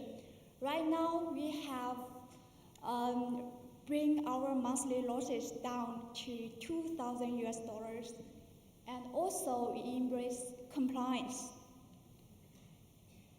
Looking back, in 2023, Forces found its first home and joined Suzalu movement. In 2024, we opened doors to our new space and experimented with 3 modulars: sustainability, community life, and societal transformation. Over the last 3 years, Forces have invested about $2 million, growing from an idea to a permanent Suzalu base with a sustainable, multi-layered community model. And this is our solution. We call this solution Cipher State Cosmolocal. And these are Forces based in Chiang Mai. Welcome everyone to Chiang Mai in Forces. Thank you.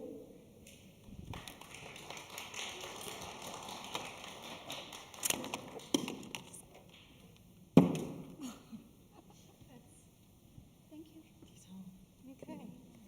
So, yeah, as we all know, when you start to build something eternal and for longer term, and the difficulties just grow exponentially. And so thank you, Forsy, for your endeavors. And next we will welcome Frontier Tower. Yes. Whee! Thank you, Frontier Tower, to come in. Thank you. I have only one slide, but yeah.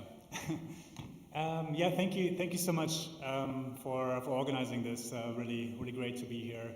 I love pop-up cities, to be honest. And my very first time that I went was on a pop-up city. Was last year in April. It was Edge City, actually. We will see it later today as well. And I felt like something really special happened there for me. I really felt that this community, which is around the ag, around biotech, crypto, Ethereum, this really inspired me. It wasn't a village, and I felt really connected to the people. And but then I went back, but a couple of months later, I said, like, wow, this was actually something special. I need to go and check out another pop-up city. And then I went to Zucity, Georgia, where exactly the same thing happened. I got really inspired. I got like a feeling of like that this is my community, that this is something which I want to actually be at longer. But I had 2 problems. One, I'm not a nomad, so I don't like to travel around a lot. Now I actually do a little bit, but I need to have a base. And second of all, it was actually in a village every time. So after a couple of restaurants, you've seen all restaurants, and that was it. So I thought to myself, why not build something like that in a city where the infrastructure is already there? And so this is where we went, and we built Frontier Tower, which is basically a 16th floor high-rise right there in the middle of San Francisco. And what normal pop-up cities do, they have week by week, they have an AI track, they have a longevity track, and so on. So what we've created is like we've mirrored it and had like on each floor we had a different theme. And so this is where we started, and but we always said like, hey, this is great. This is something which really fits to us because we've already built a self-governed community in actually 2012. In 2012, we acquired a building, and we have a hacker house which we created there next to Berlin, which survived self-governed for the last 12 years. So we knew that we were capable of doing it, and we had always the vision of not only doing this as a one-off, but actually do this time, but in a big way. So what we want to do is we want to take this as a blueprint and take this into 10 cities by next year, 100 cities the year after, and like eventually grow this to around 10 to 13 million citizens. And what is not in the title here is it's a self-governed vertical village. So we want to take like the learnings what we have learned with DAOs, within the blockchain space, and adopt it and make this really in a way that the people don't have like one leader to look up to, but eventually decentralize and be able to use it. So I actually wanted to announce something big today, but it is not yet, that didn't happen yet. But since we are open, like building in public, I want to actually tease something for you. And if it doesn't happen, you know, it doesn't happen. But generally what we wanted to do is next to this building, we wanted to buy another hotel, which has room for around 150 people. And so when we collaborate with different pop-up cities and when we're creating different pop-up, like we had already one pop-up city which took basically our permanent hub and had like a 6 weeks pop-up, then people actually will be able to also live next to the tower.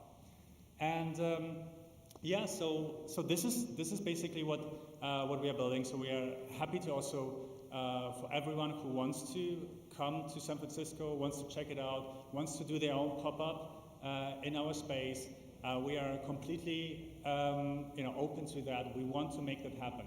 What we also want to make happen is to collaborate with community leaders around the globe to help them to make this a reality.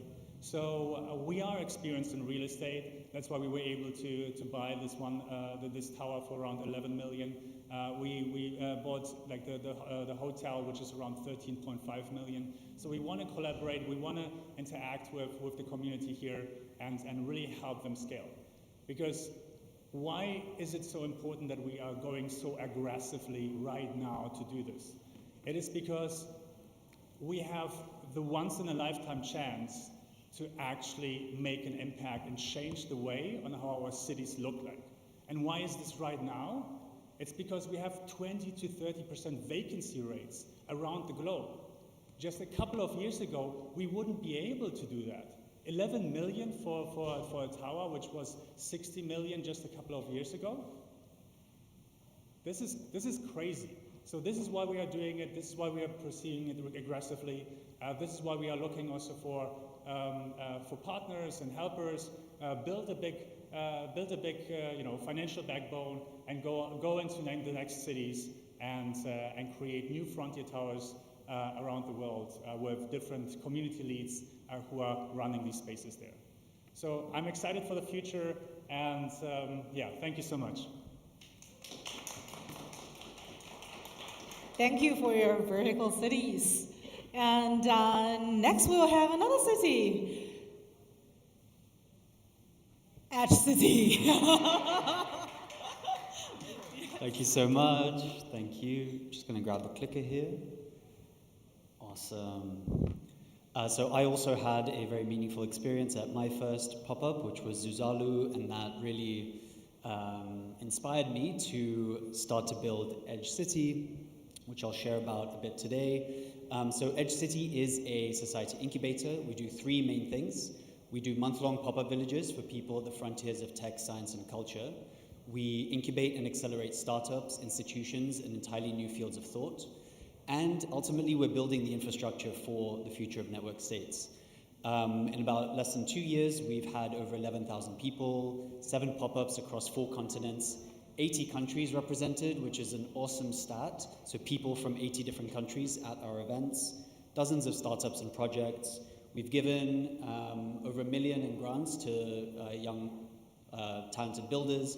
We've had over 150 kids attending our events, so we're building a multi-generational community. And there have been 5 kids that have actually been conceived at Edge or because of Edge, so that's another metric we're tracking closely. Here you can see the Edge world map. So these are temporary events. You can see we're starting global. 2 of these areas are becoming permanent. So we're building a new town in California called Esmeralda, and we are working with the government of Bhutan on a new city that they're building as well for a permanent hub there. So just briefly on our approach, I think you guys all know this, but these villages are extremely high leverage times for yourself and the people you're around. We gather about 500 to 1,000 folks who are kind, curious, and high agency. We build something with the dynamism of a city, but the size of a village. We're starting to lean more into hosting more residencies, which I'll share about in a moment. And we have 4 main principles. Default healthy, so everyone leaves healthier than they arrived. Multidisciplinary, because we believe that innovation happens at the intersections of different fields. We build and we co-create, so the focus is really like everyone ships while they're at Edge, and we co-create the experience for and with each other. And then multi-generational, because it's important to have the kids around who will actually inherit this world that we are building. Ultimately, we're just trying to create the best place to spend time, and that's how we attract the best people. And once we get those people there, we make sure that they connect meaningfully and deeply, because you need people to actually care about each other if you want to build a new society. And it's an amazing place to build, because everyone is flourishing, and when people flourish, their ideas flourish as well. So what are some of those ideas? I'll just give a couple of examples. We've talked about the dozens of startups and science projects. We support new fields, from consciousness to vasocomputation. Crecimiento is a movement that we incubated in Argentina, focused on crypto adoption, so we focus on things like that as well. We've done community currency experiments, so focusing on governance and society, and we're increasingly working with new towns, new cities, and sovereign states. So here's a case study. This is a startup that Avery Krieger founded. He's there in the middle. He's a Stanford PhD. He'd had this idea for years, but it was at Edge that he was able to come together. He built one of the largest multimodal data sets of its kind, which you can see being collected on the right. He raised his round. He was living next to his lead investor. He built his team, and now he's absolutely off to the races. Another one, this is the idea of vasocomputation. It's a very interesting new idea in consciousness research. Mike Johnson, who's the lead theorist, had this idea for years, didn't quite know how to action on it, so we helped him set up his initial events, his gatherings. He built his team. Now we're actually doing a 6-month trial with a leading engineering firm.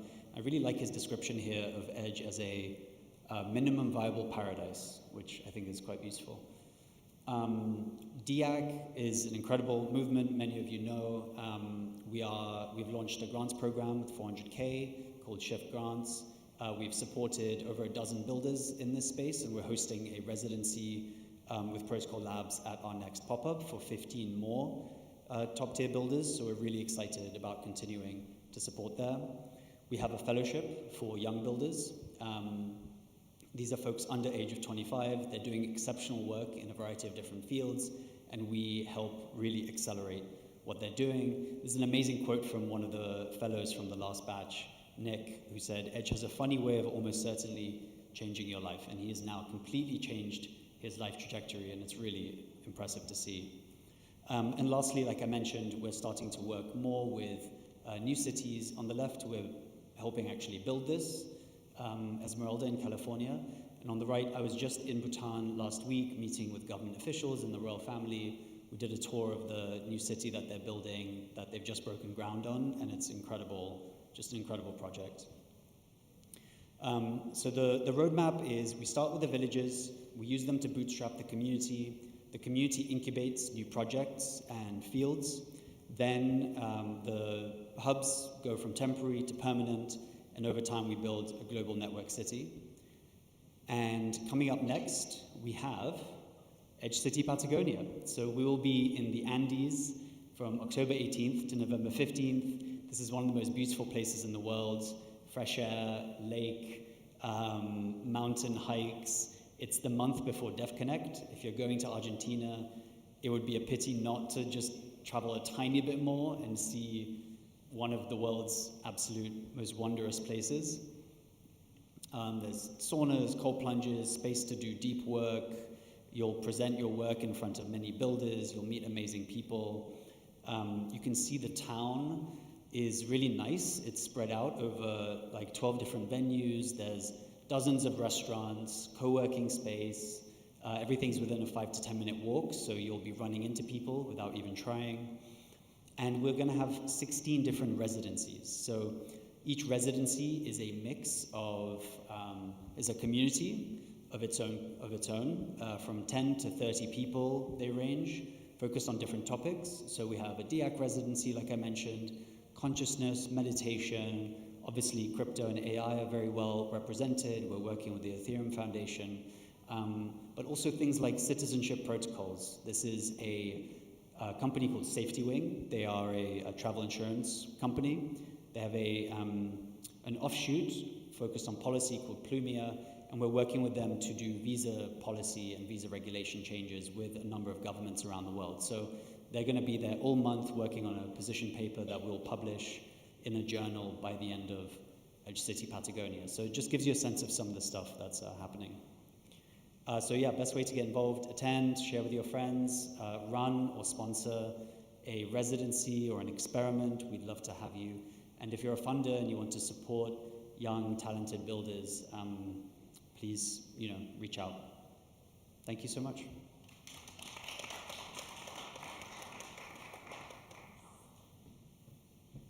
Marvelous. So looking forward to go to Patagonia, one of the most beautiful cities in the whole world. Another we have from another one of the most beautiful cities in the places in the world, Switzerland. No, is that pronounced correctly? Perfect. Yay! Finally, Switzerland. Thank you. Great. Thanks. Nope. That way. Cool. Hey guys, I'm Ayla. I am one of the founders of Switzerland.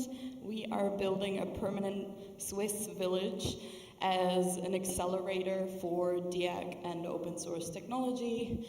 And why are we doing this? So 2 years ago, I was in Montenegro and very much enjoyed Zucity and had this very strong sense that if any group in the world could do good and improve humanity and do the right things to improve humanity, then it was this group of people. So we've been working for the last 2 years to make that feeling permanent.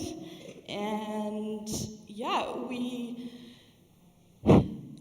as you've actually already heard from Vitalik, the next 100 years of humanity's future is critical, particularly the next decade, and we really need to accelerate the right things. There's hundreds of billions, if not trillions of dollars being allocated to centralized tech, AI, BCI. There's no limit to the amount of money that will be spent to control you. And so our whole thing is that we need to be allocating a lot of capital towards more of the right things, more decentralized, more democratic, more differential, and more defensive. And so we want to build an accelerator for exactly that, the people building the $100 billion companies for good, the next Ethereum, the next Uniswap, the next Aave, and we want to have that as a wonderful village where people live and dog food the tech together. And people often think of open source as just for good and there's no profit. Purpose and profit are very much not mutually exclusive, as those other examples of Ethereum, Uniswap, Aave actually do show. And I think that if we accelerate the right things, that we will very happily make money as well. So how do we get there from where we are now, which is essentially we live in an attention economy. And the attention economy means that the things that get the most human attention get legitimacy and the capital goes to them. Unfortunately, the things that get human attention very often are not the things that are going to do good things for us in the future. And there's a very decent chance that if we don't shift something, human attention will lead us to the doom future that Vitalik kind of painted for us. So we do need to do something, and the thing to do is to switch the script to legitimacy being something that creates signal, and from signal being able to allocate the capital effectively and efficiently towards the right things that we need. So we, with our accelerator and our society, are thinking very heavily about how do we signal legitimacy, how do we use the reputation of people living in our society, and in particular, like the tight social graphs that we've all experienced in these zoo villages are very, very helpful for signaling legitimacy. We kind of said it the other day, a pitch day like this gives you a little bit of legitimacy, but living for a month together with a bunch of people creates a lot of legitimacy, and it becomes very clear in that time who are the people building really useful things and who are the people that maybe we trust to do it in the right way. And so I think what we have here is a cultural technology for accelerating the right people and things and signaling legitimacy, and that we can do a lot with that. So we see Zucity as like ideally a transnational network of villages that are accelerating the right things, and Switzerland maybe as one pilot for that, showing how it can be done. So how we're thinking about it, it's a permanent village that's going to be brought fully on chain. It's an accelerator for DIAC and open source. We would give convertible grants. So if you keep things open source, it's a grant and there's no obligation to return anything. But if you go closed source, or if you commercialize, or if you tokenize, then we get some equity or we get some tokens. And that equity and token goes into an endowment fund that helps us fund an economic flywheel that then also returns money back to the ecosystem so we can keep funding more good things. So we've been working kind of with Vitalik on this, thinking like, how do we make these hubs long-term investable and long-term sustainable? And we're excited to test this out with an endowment fund of our own. Why specifically Switzerland? The way that we frame it is that like Switzerland is kind of the OG of DIAC. It's the one country in the world where maybe DIAC values are being embodied the most accurately. There's a very strong balance of integrating the individual, and there's a very strong principle and cultural technology, and Vitalik talked about culture, of the individual is the sovereign, and there's a principle called subsidiarity, and subsidiarity essentially means that instead of power being delegated from the federal government down to the individual, actually the individual is the sovereign, and power comes from the individual to the family, then to the local community, then from the local community to the canton, and then up to the federal government. And that's, when we talk about decentralization, that's a really important principle to be building on and to be learning from. So we see that as like an incredible place to be building. Also, you may have read or heard that the Swiss government recently committed to building all software open source where it is viable from a security perspective. And we think essentially if we can have an open source government, then we can also build an open source society, and we're gonna aim to do that. In May, we held our first pop-up at this amazing ski resort in Lax, and we've been very lucky talking to them, and they're actually so excited about what we're doing. They wanted to do a token of their own for a long time, and they actually are now talking with us that they would adopt our token and bring their resort, ideally long-term, fully on-chain, and use our token as the ecosystem token. And so there's some really exciting long-term opportunities there. Potentially, given their knowledge, we can also expand that into other locations. And yeah, for next year, we're wanting to build this as the live MVP of an on-chain village. We're working also with Blockchain Zug Joint Research Initiative and speaking with the people at Canton Zug. And so ideally, we'd probably also build a permanent village in Canton Zug, closer to the universities. And we kind of have this, as Vitalik kind of outlined, the difference between the monastery and the embassy. So we'd have the embassy in the city and the monastery in the mountains, and that's kind of how we're thinking about it. And yeah, we're looking forward to doing this and looking forward to having many of you there. So if you want to come and build with us, if you want to host a pop-up or some sort of residency, or if you want to put money into building more of the good things, then we'd love to chat. Thanks. Thank you, Switzerland. As he just spoke, there's many interesting stuff and ideals constructed in those imaginary communities. So another one, we welcome ARC of New Idea Constructed. The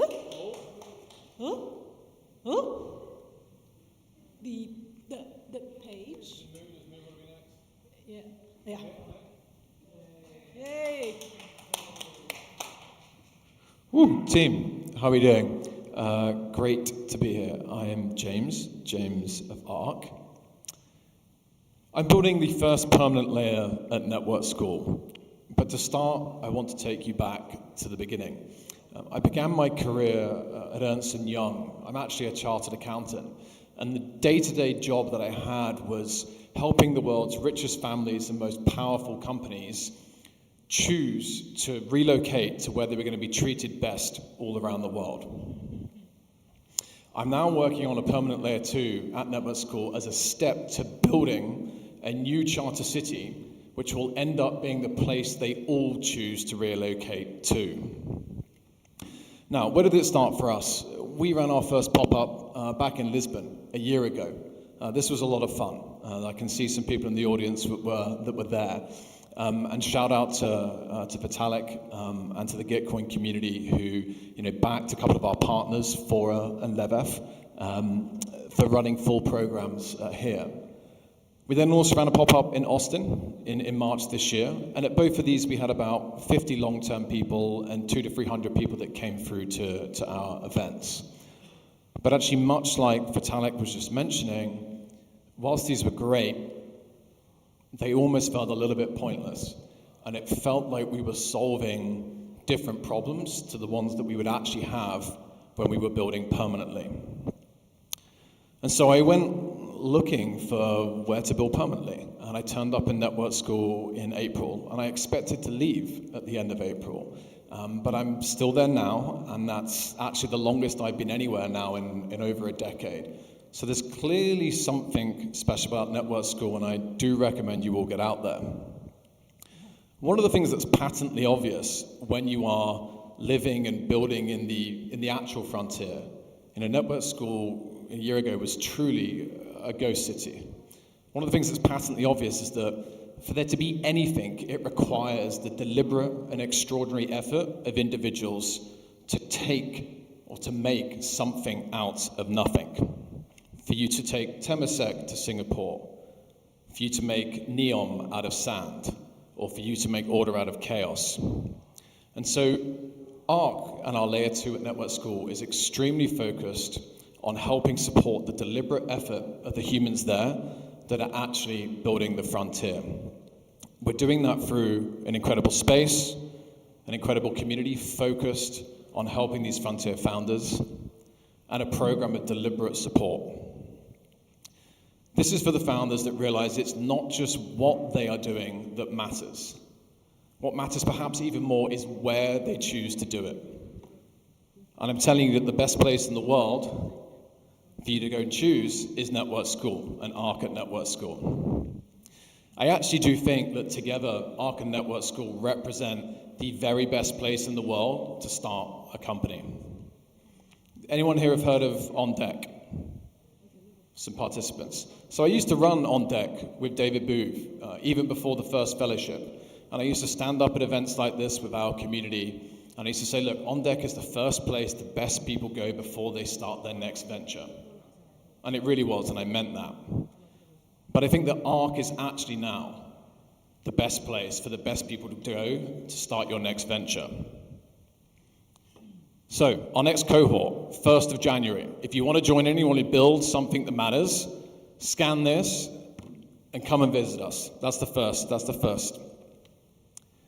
A little bit more on that program, right?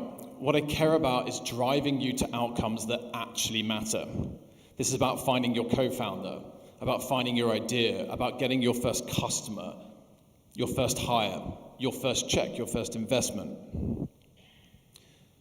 And just focusing on that and nothing else. The combination of ARC and Network School is an infrastructure where you broadly do not have to think about anything other than leveling up and building your future. Whether it's your food, your accommodation, your co-working, the supportive group of people around you, everything is taken care of. So actually, you're not guinea pigs. Since our pop-up in Austin, we've run over 100 events now at Network School, and everything we're doing as part of that January cohort has already been done. You're not guinea pigs, you're coming into something that actually works. We have a cohort of 50 people right now that are going through our first sort of like month-long program at Network School. Bit of an empty space. It's beautiful. It's not a bad place to focus yourself. And what is already clear is that whilst I recommend you come in January, there is already such an incredible set of talented founders that are building there. I was lucky over the last 12 years to work with and at several investment funds. And I know what it looks like at the beginning of journeys where it's just a couple people in a room and then they go on to build these things, these brands that we talk about and have changed things all across the world. And again, please scan this code. We're launching a syndicate to invest into these incredible founders that are helping us all build the frontier. We are a network, and I want us all to be able to participate and to help support these people that are building our future. ARC. Together, both this program of support for founders and again, this network of investment and helping fuel their fires together represents a model that we are building and prototyping at Network School right now. That will be a model that we launch from day one at Network School's next node. It might be a model that we launch on day one of your node.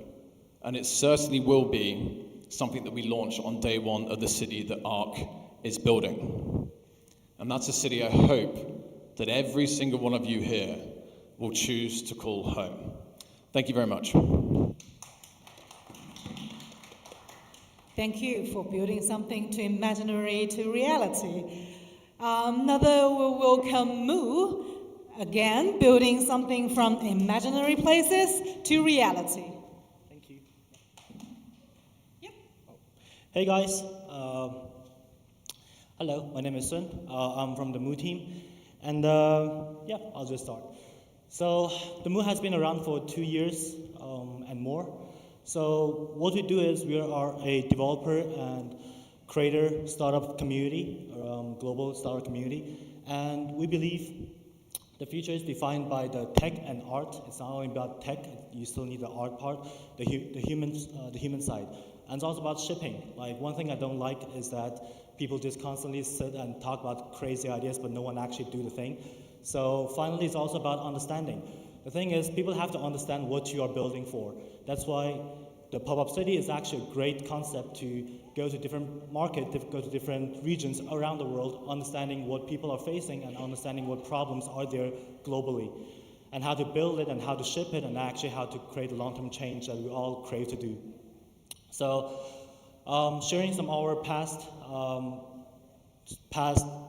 I think the things we've done. This is the latest thing that we've done. We have been to the World Expo. The World Expo, maybe some Western friends, the better name that you guys might be familiar is the, what's the name of the World Expo in World Fair, yes, World Fair.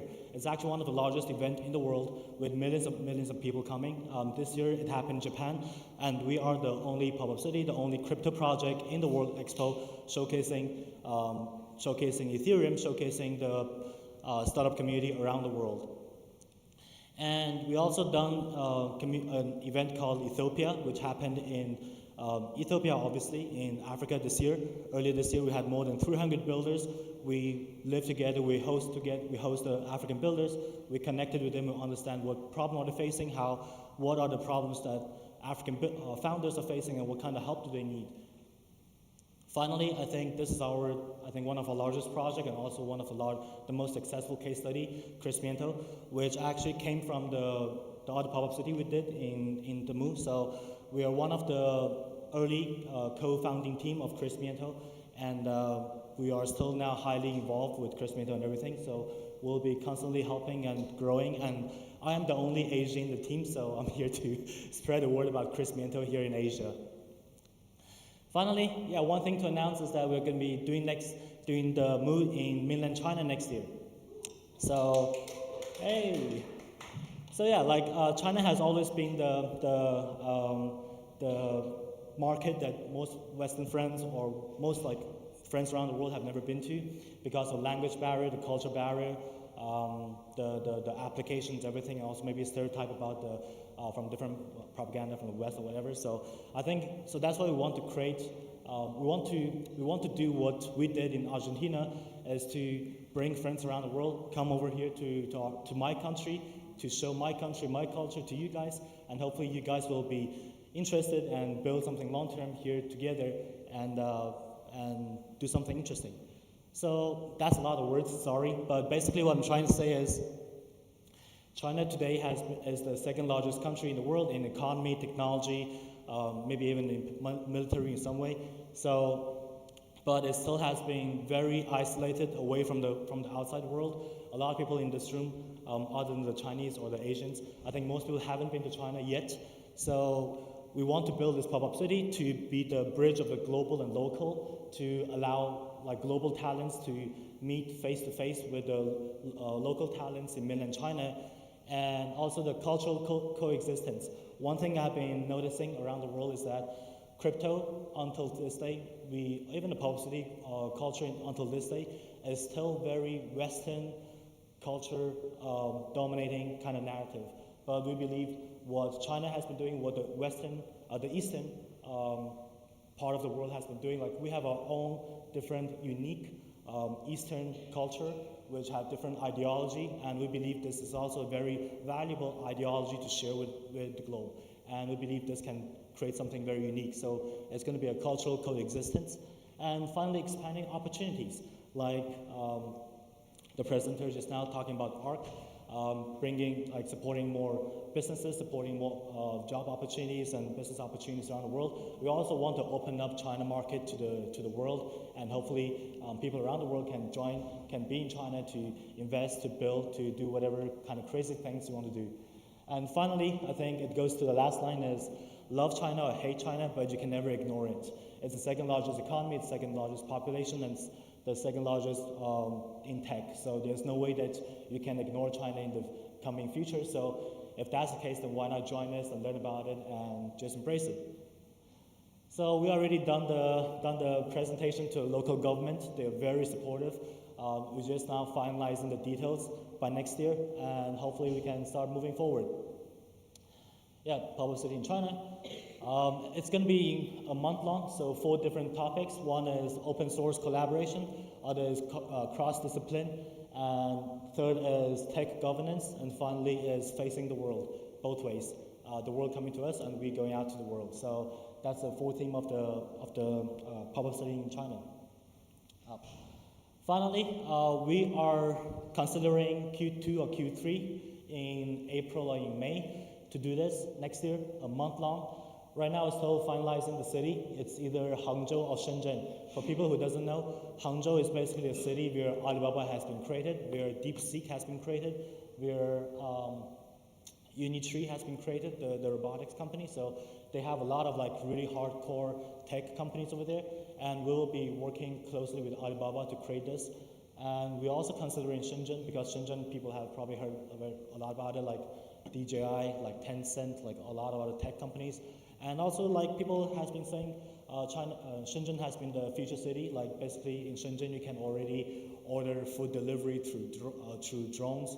You can have those air buses. You can fly from one spot to the other. Like we want everyone here to experience that futuristic vision of what the future city could be, and also like what China could be, and also like what China can provide you guys to build in your country, in your region, and hopefully your company. So yeah, that's all my presentation. That's a QR code to the channel, and hopefully you guys can join next day in China.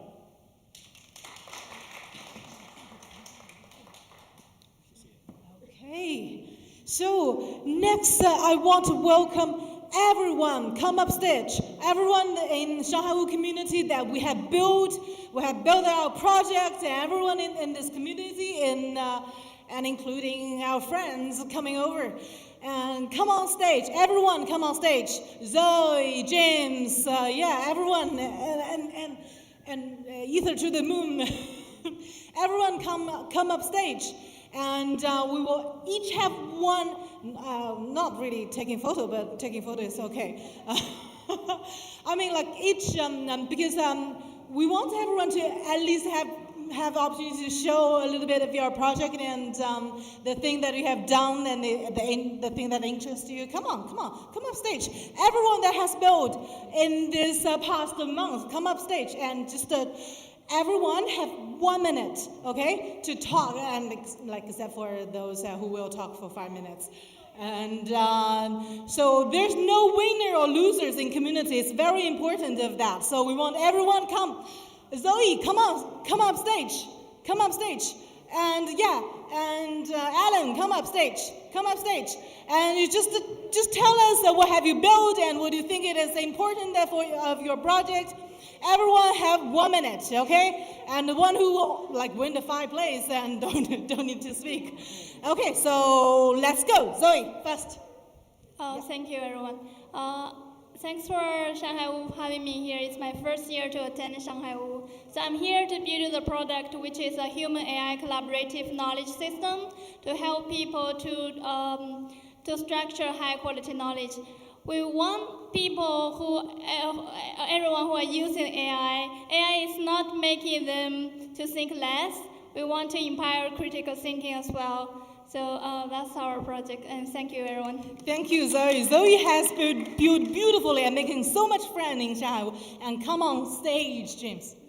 Hello, I'm James. I've been working on delta neutral LPing. So when you LP on a DEX, you typically have to provide 2 tokens, but when people want yield on a token, they typically just want it on 1 token and not be forced to have a weird ratio of tokens A and B. So yeah, this basically allows you to do that. You just deposit 1 token, it borrows another from a lending market, LPs, manages everything automatically. How it works under the hood doesn't really matter. From the user's perspective, it's just yield on a single token, denominated in that token, and yeah, that's pretty much it. Cool, thank you, James. And Cindy, you want to talk? Yeah. Okay, hi, I'm Cindy. I'm building a product called On-Chain OS. With On-Chain OS, we're building a secure runtime infrastructure layer for AI agents so that they can be able to execute and perform transactions on the blockchain in a secure manner without losing people's funds. Yes, thank you. Hi everyone, I'm Chris. We're building On-Chain OS with Cindy, so I'll just speak on ShanHaiWoo as an experience as a whole. I've made really amazing friends. We've got really great feedback on our project. We've been iterating through it through the whole month, and it's changed immensely from before we got here. And yeah, I love the friendships, I love the talks we've had, and it's been incredible. Thank you so much. Cool. Hi everyone, my name is Samuel, and I'm also part of the Flowlink team. I'm in charge of the products and design, and I'm glad that we were able to rank the 4th for the page the other time. And ShanHaiWoo has been a memorable experience for me. I loved everything that went on here. I came all the way from Ghana. It has been a memorable experience, and I know that when I'm going back, I'm going to tell a good story about this or take it. Alan. Go ahead. Okay. So, hi everyone, my name is Alan Robinson, and I'm pretty happy to be at the closing ceremony of ShanHaiWoo. To be very honest, ShanHaiWoo has been one of my best pop-up cities so far. Also, a thank you to the community members, Audrey. It has been so great experience being here at ShanHaiWoo. And yeah, so currently I'm building a project called Imara. It's more of like a decentralized collaboration platform where you could get all builders, collaborators, innovators, and also investors all in one platform through committed systems like staking and also proof of work also. Yeah, so it has been a great stay here, and I thank you all. Cool.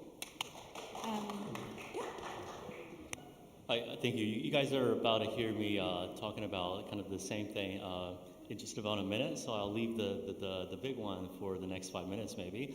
But here, I just want to express my gratitude to the team, especially the people who are managing this and people who are, sort of like being all the way here in just a little bit of time. But huge thanks to everybody here and also like the fellow contestants.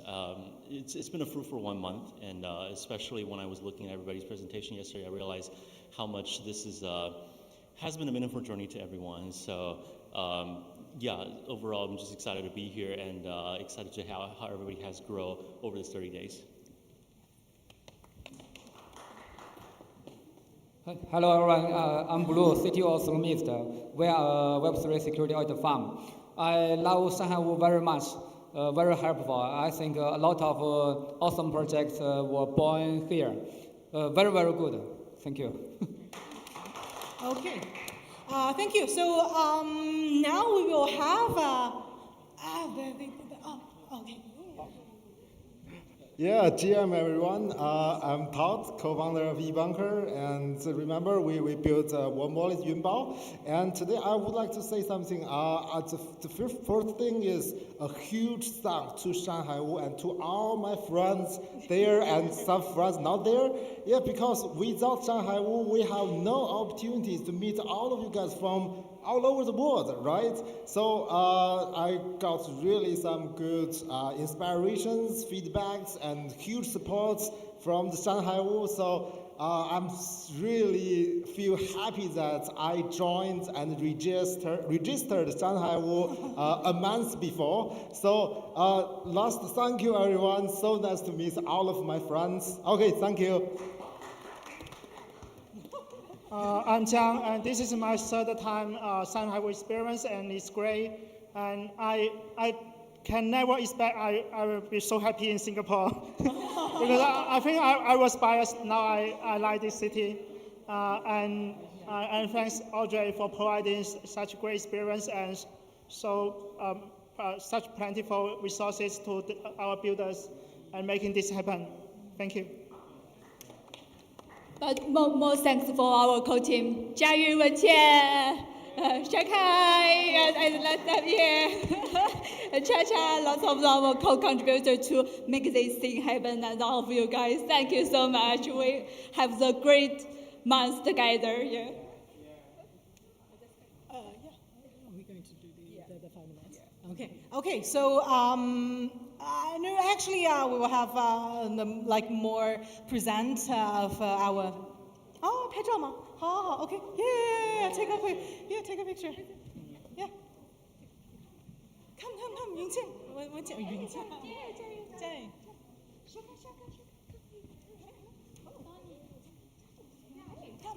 等你 ，come。Okay, thank you.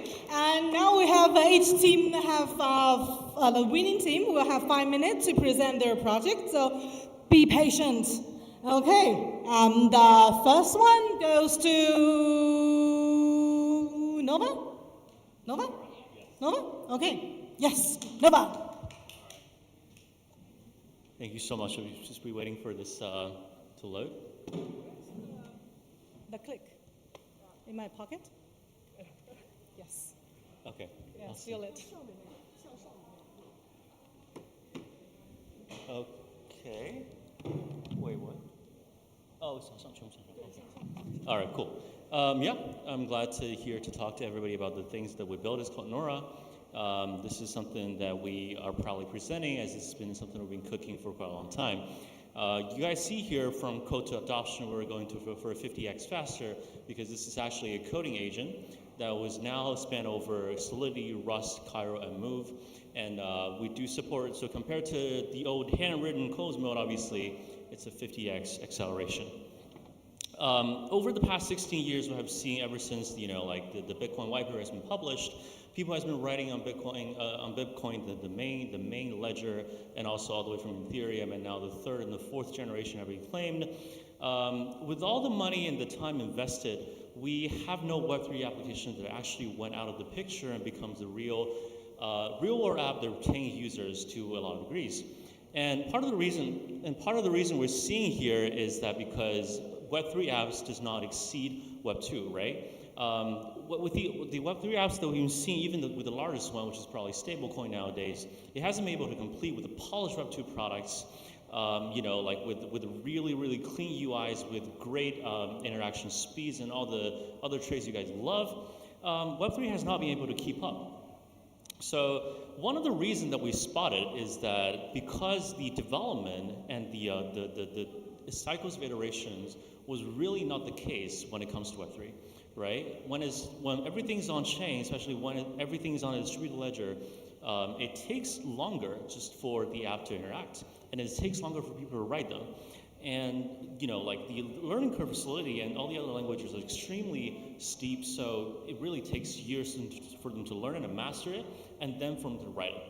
So this is exactly what we're doing Nora, because with the I'm not the founder, I'm the technical BD lead, but with those great masterminds in the founding team, they're all from MIT. Some people are working in Google DeepMind and also Meta Llama at the moment. They're able to put out this model that gladly tap into Web3 as their first entry point, which has a higher intelligence that allows them to build Web3 apps just faster in the form of generating a codes in the form of IDEs. And when we're talking about this, it's these are highly technical. I won't dive into it specifically, but we have a very high requirement for either logic and also security, which means you need our solution is also the cutting edge reinforcement learning and also math and formal verifications. And so no matter if you're just new to Web3, if you're a transitional builder, if you're a CTO looking to cut your iteration cycles in half, Nora can help you in very different formal ways. As we've tested, right, if the old iteration cycle takes about 3 months to a year, and now you can basically cut it into within a month.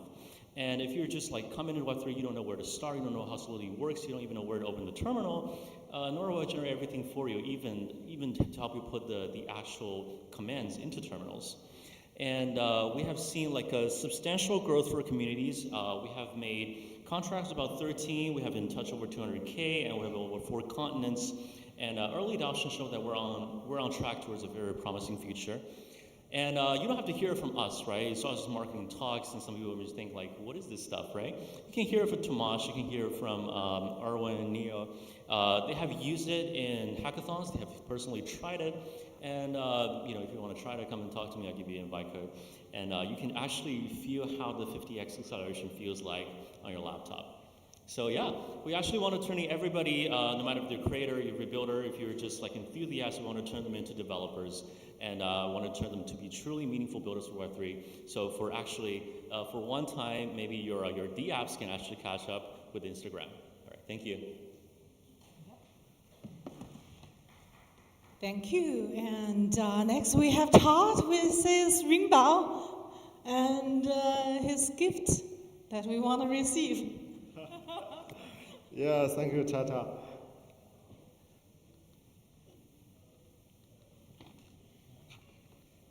Yeah, GM everyone, I'm Todd, and I think a lot of you have known me before, and I'm the co-founder of eBunker. And today, I'm again excited to introduce our new product, Yunbao. Okay, so like Euro, I can give a quick background of our company. Our company is eBunker, and we are one of the largest validators in Asia, and currently we have 1.5 billion TVL Ethereum staking with us. We have a lot of institution customers like Lido, like EtherFi, and this afternoon, before I go there, I just have an offline meeting with Lido. But I don't want to spend too much time on that slide because beyond the software and validators, we always have a dream to build some great hardware. So here we are, the Yunbao. It is our new product, and we can use it as a warm wallet, and you can snap on your phone with a strong magnet and no cable, wireless charging. You can even raise a digital part in it. So, but we built this for gift market because we are really tired of, explaining to people, particularly new people, what is Ethereum, what is Pulse, what is blobs, what is even proto-dunk sharding. That may take an hour, but if you just handing them a real Ethereum gift and a real Ethereum coin with real ETH in it, it would be really easy. They can understand what it is instantly, and just 10 seconds, you can connect to your phone fast and simple, and 100 seconds, congratulations, your friends are now become an on-chain user. So actually, we got really, really good feedback from ShanHaiWoo, and one of the frequently asked questions is, what if I lose it? So we just come up with a new idea, a new design, this parent-child wallet design. So your parent wallet, safe and sound in your home, and your child wallet, you can take it to anywhere. And one more thing, actually I didn't say this before because we just have a more new idea like yesterday. So a lot of people still ask, so what if I lose my child wallet? So we have a new idea. I think a lot of people, you heard of the Apple's device like AirTag. So we would put an AirTag function in it. So if I lose it, you can use your phone to search it because through the AirTag thing, through the location thing. So that's a new idea. And like every founders do, they all ticks all the boxes. So do I, because I really think this is a super good combination of a real coin and real ETH. It's both online and touchable. It's both recoverable and easy to use. And you can even get an extra APR, which a gold coin can never give you, right? So this is our business model. We earn profit from the hardware margin and some commission fee. And seriously, we built this for 1 billion people. So we make it really affordable. And that one, we are so proudly that only in 4 weeks, from an idea to a sketch to a final MVP last week. So here, we can show the demo, and I think a lot of people have seen this before, but I'm gonna say this again. Okay, no problem. So this is the first Yunbao around the world, and you can snap on phone really easy. Oh, thank you, Cha-Cha. For really easy, and you can transfer money from anywhere to Yunbao, and from Yunbao to anywhere. See, it's boost really fast and really emotional value. So So in the last, I want to thank you again for all the feedbacks we received from ShanHaiWoo, and thanks again for the organizer of ShanHaiWoo. Thank you so much. I'm Todd, this is my Telegram. Okay, I hope see you guys in the future. Thank you, everyone. Thank you, Todd. Thank you for your coolness. And next we will welcome our Duran brother, Daniel from Space Computer. Cheers. GM Earthlings and Ghosts, I see a lot of them today here. So we'll go through the motivation of building the space computer, expanding the world computer into orbit. We partnered with very high quality and esteemed researchers. Dalia Malki was one of the inventors of what turned to be MPC, was the inventor of the consensus protocol hot stuff. Myself, I come from semiconductors physics. My co-founder is a TEE and distributed system guy. Recently, Will Helsley from SpaceX joined us. And excellent organizers of open source communities as well. So very briefly, the compute as a concept has been automated as task specific initially, and then Alan Turing came up with the idea of expanding it to general purpose, and invented the Turing machine to crack the Enigma code, and now we have so many general purpose compute machines in our pockets. Fast forward many years, and we digitized and interconnected them with the internet, and then essentially established the concept of a centralized trusted party. So that's the banks or Google or Tencent or anyone that essentially provides us fantastic services and excellent commercial internet world. And it was quite fantastic until now we're using it, right? Until it wasn't. And we've seen how the global financial system started disappointing a lot of people with the bailout of the big banks, and that kind of led to the birth of let's invent crypto economic system as a form of distributed trusted parties. Initially with Bitcoin as a distributed computer that is serving only for payments, peer-to-peer electronic cash system, and later landed on the use case of gold. And then with Vitalik and the unicorns expanding it to general purpose, so essentially a distributed computer that later was known as the world computer, a general purpose application platform. Question is, besides Ethereum that came with the innovation, what was invented since then? There's faster networks, cheaper networks, faster casinos. There isn't something that is genuinely unique. So the question that I pose here, is the world computer the final frontier? The ghost says that there's more to it. So, very brief snapshot of where we're at in the space industry. It's becoming cheaper and cheaper to launch into orbit. The projection is to get to something like $10 per kilogram into orbit. So with that, we can start imagining applications beyond only the state-level actor applications, that is imaging or weather forecasting or espionage or communication. So I personally depend on communication via satellites with Starlink. And that's why we want to build a space computer, essentially high security guarantee network that relies on the physical isolation, and then we have a distributed trusted party based on those satellite space TEE nodes. So TEE stands for Trusted Execution Environment for those that are less familiar.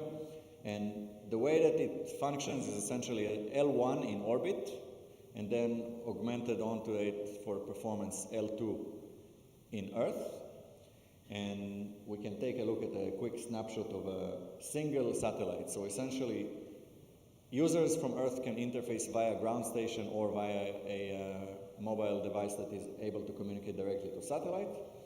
And then they basically request a call. They receive whatever it is that the compute on satellite does for them. And essentially the orbit port, the orbit port, the gateway to the space compute, is like an RPC that we're familiar with from blockchain. And once we then expand it to multiple satellites and establish a satellite network that serves as the constellation, essentially a consensus formed across the satellites, that's akin to distributed compute network that we are used to as Bitcoin or Ethereum, except it's out of this world, literally, and provide us the security guarantees that are out of this world. And the first use case that we currently have live is using the cosmic radiation as a source for randomness. So we're providing the randomness beacon similar to, if you guys are familiar with the Chainlink VRF, and expanding it to more application gradually. So these are demos of two of the applications, just a screenshot. One of them is password generator, and another one is a raffle style application that you can get the randomness to decide the winners. So where we're at today is that Orbitport, as the gateway for space compute, is a hosted service. Eventually we want to expand it to be a distributed service so that it's not relying on a centralized host. And more features are enabled. Currently randomness, ultimately key management solutions, vaults, deploy contracts and organization. I personally want to deploy the Durian Church from Orbit so that it's out of any jurisdiction. And ultimately a celestial compute marketplace, similar to how today you're essentially looking at a compute marketplace in Earth-based networks. And yeah, we're about to soon publish the first protocol specification, build the actual client, similar to how you have consensus and execution clients on Ethereum today, and work on two separate satellites that would give us enough insights and parameters so that we can understand how the different use cases function and work towards building a full constellation, something like 20 or 30 satellites that would give us continuous accessibility to the satellite compute. And yeah, that's for me. Thank you for Thank you for Space Computer and to expand our frontier. And now we have Flowlink.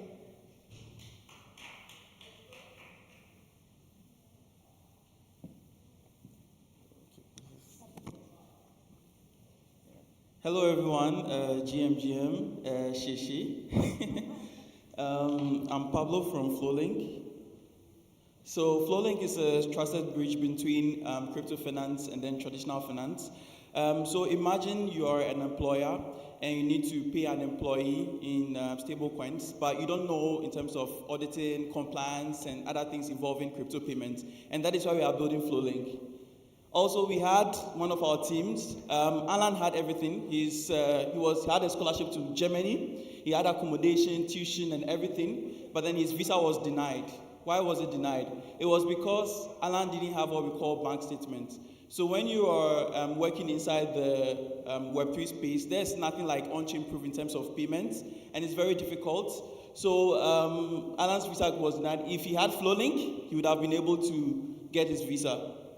And this doesn't happen to only Alan. It happens to a lot of people too, involving international students. And my brother also had that issue where he needed to send his money from the bank from crypto to the bank because he also works inside the crypto space. And these are some of the issues we are having, including global businesses, remote workers, and DAOs. And what does Flowlink actually do? So number one, we are able to create something called instant payment links. So you can be able to send someone a link and receive payments. Number two, we call something crypto payments rails. So we are looking at Africa and Asia. And in Africa, we have a lot of teams in Africa, Uganda, Ghana, and then we are also looking at Nigeria. And in Asia, we are also trying to talk with Hashkey to partner with them in terms of Hong Kong and Asia, in terms of compliance also. We are looking at something called compliance votes. So also, we are also trying to focus on enterprises. So you can be able to make payments, batch payments using Flowlink, including real-world asset subscription. So we have something called real-world asset subscription, where you're able to subscribe real-world assets on our platform. And we also have something called cross-border payroll. So in Africa, it's very difficult to make cross-border payments. Imagine you're sending money from Uganda to Ghana. It's very difficult. And so we're partnering with a company called Ccash. Ccash is a platform where you can be able to send money from your USDC to your local stable coins or local currency. And Flowlink is in two ways. So we have Flowlink and Prooflink. For Flowlink, you can have the front end where you are able to develop, and we also have the web app we are also developing the mobile app to make it easy for people. We also have the proof link. So for example, Ccash, which is the payment platform, can integrate our Flow link, where it's able to get something like on-chain proof to make crypto transactions. Now, what are we planning to do? As I said, we're planning to go into Africa and Asia. Already, we have our teams from different sectors in Africa to make cross-border payments. We are also looking at Asia, which is Hong Kong and Singapore, and with the help of Hashkey. And these are the target audience that we are looking at. Already looking at the target audience, we are looking at 450 billion, including global businesses, financial institutions, Web3 organizations, and stablecoin issuers. We're already in partnership with a platform called TraceSource. It's a data company that has over 1,000 users, and we are looking to integrate FlowLink onto this platform. And now also we have our business model. So as you can see, we have from 1.4 to 1.6 in terms of the amount that you send in FlowLink. Also, we are looking at proof link. So for example, if Ccash is able to integrate FlowLink into the platform, we take some fee from them as a way of making payments. And this is also our competitive landscape. This is our technical architecture. This is also our product roadmap. Already, we've gone into release. We are looking into going to other countries. We've also developed our mobile app, which you can try out. And yeah.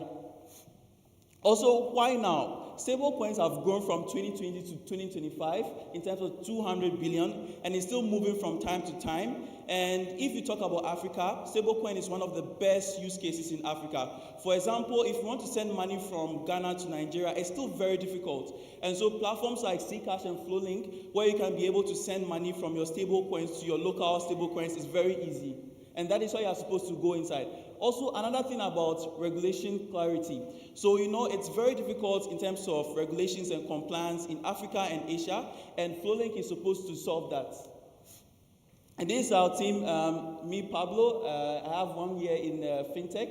Also, I've been working in different African countries. We also have Akash, who is a former Google intern, and Sam. Sam is also here, and he's our co-founder and designer. Thank you. Yeah. Okay, thank you. And we have Arcio from UK, and he thought that the group picture we took is the ending and missing in the space. That's why we need something from space as well. So yeah, this is pretty much everything. So we miss you guys, and it's been an honor to spend the whole month with you. Thank you, everyone. Yes. And wait, Audrey? Yeah, I think our co-contributors. What do you want to see? Yeah. Jiayu, Wenqian, Donnie, hi guys.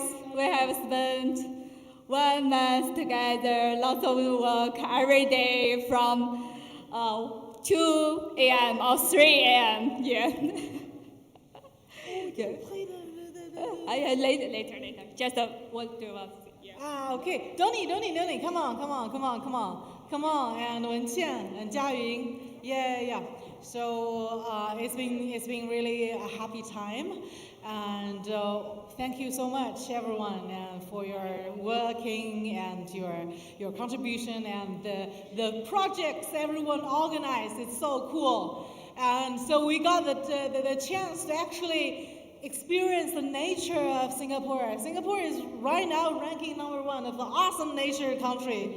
Okay, thank you for the hiking and riding in the rain and the botanic garden, the old durian trees and everything. Yep. It's your time.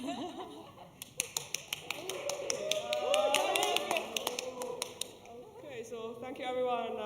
Really pleasure to join this team, and yeah, thank you for the past 1 month company, yeah. Okay, I feel really happy. Not every day. Yeah, yes, almost every day. Okay. Okay, hope we have the next. Because you know there are lots of materials, lots of programming going on every day, every night. We discussed and Jerry discussed at about 2 or 3 a.m. right every night, nearly every night, the whole month. Yeah. Yeah. So that's a woman behind lots of the programming. Yeah. Okay, thank you. The backbone of ShanHaiWoo, the pillar actually. Okay, and Donnie? Thank you guys. Thank you, ShanHaiWoo. There are so many interesting people glad to be friends with you guys. And yeah, thank you everyone. And thank you, Daniel, for your durian party. I love that and love the hacking. Yes, this trip is so wonderful. So many people, your guests are genius and so fabulous. So many fabulous projects, and glad to see everything happening here. So thank you.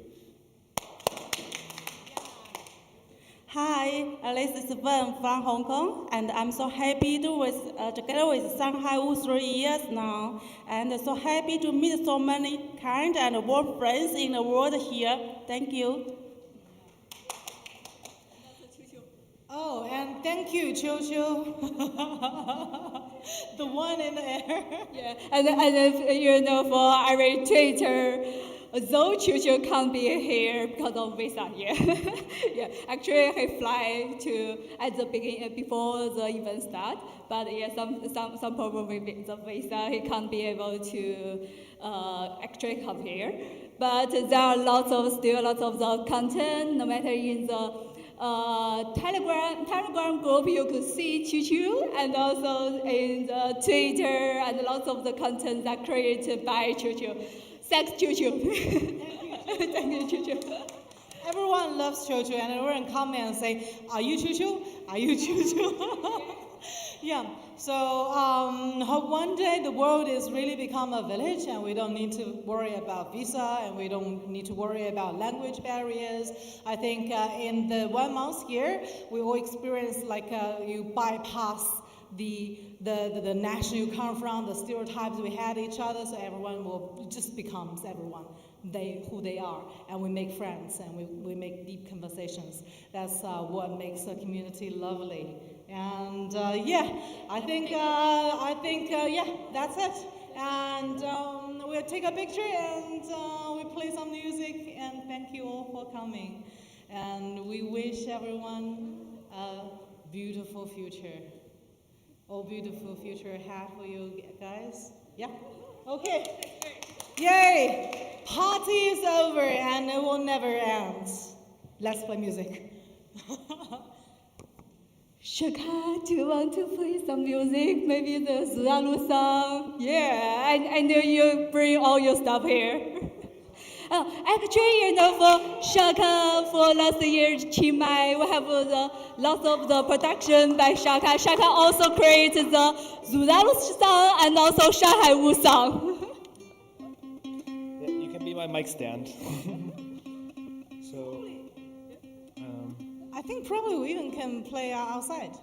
Do you want to move outside? I could do it right here for the microphone.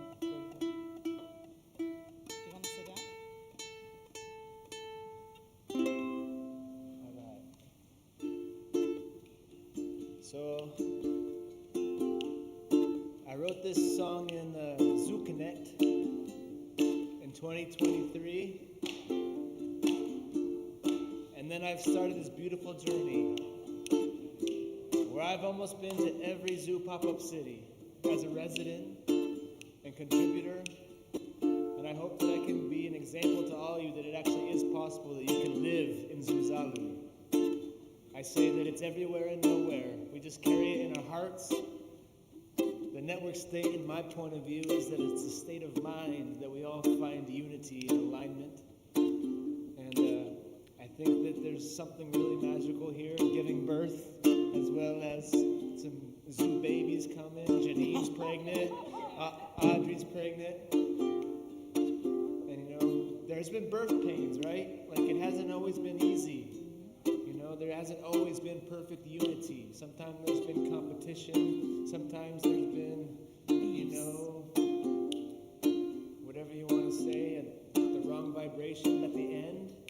just human nature. And you know what also is human nature? Is that we can forgive and love each other. And we can, with one pinprick of light, darkness flees. So we just gotta keep shining a light and know that we all are aligned. That's why Zuzalu is alive. So sing with me now.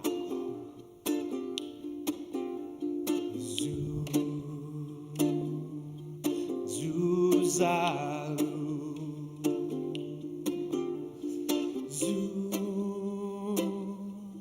Zuzalu, yeah. Zuzalu.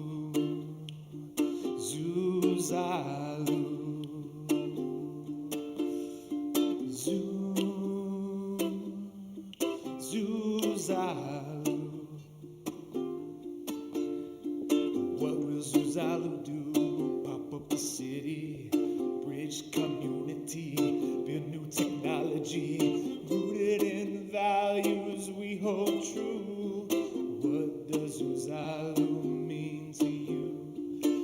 I see beauty, simplicity, and humility, self-organized, sustainably fight for longevity. Conversations on addicted like tea, how we impact society under the Zuzalu sky.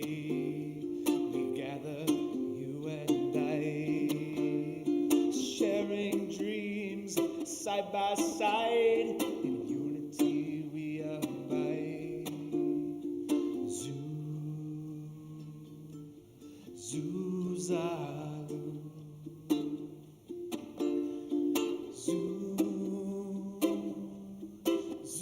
Zuzalu. Strings strum in harmony, echoes of community, laughter, learning, hats unfurled. Together we build our world under the Zuzalu sky.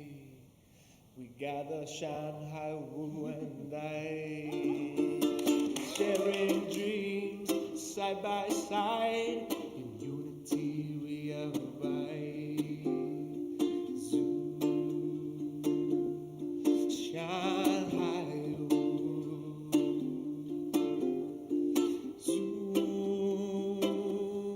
Whatever you wanna do, it's permissionless if you wanna start a zoo.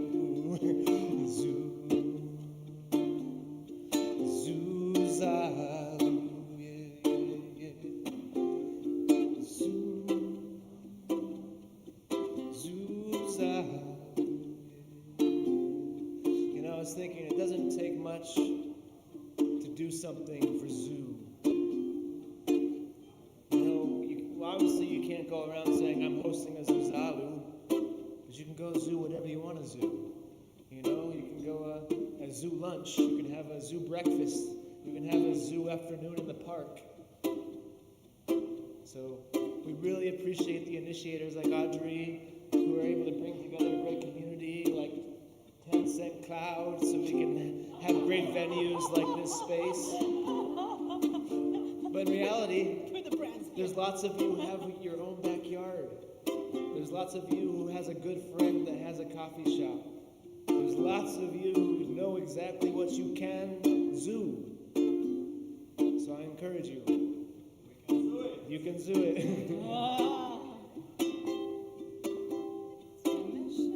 It's permissionless.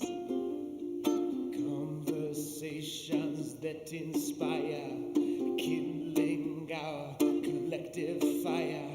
Ideas bloom, connections new. Zuzalu spirit pure and true. Look around, see the ties. Friendships bond, it never dies.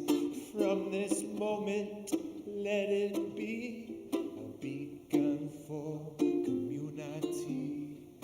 Under the Zuzalu sky, we gather, you and I, sharing dreams side by side. In unity we abide. Here's to you, Zuzalu. place where hearts and minds interlace. As we part, let's not say goodbye till next time under ShanHaiWoo sky. Here's to you, Zucity, our place where hearts and minds interlace. As we part, let's not say goodbye till next time we all gather under Argentinian sky. Zuza, Argentina. We love you, ShanHaiWoo. Thank you. Goodness, it's I love your hair as well. Goodness, I mean, like people who have talent, they are so like, you hate them. I love people with talent, and it's good time, and let's enjoy the atmosphere and have lunch, have friends, have talk, and listen to the music, dance, and we wish you all good life ahead. Bye bye.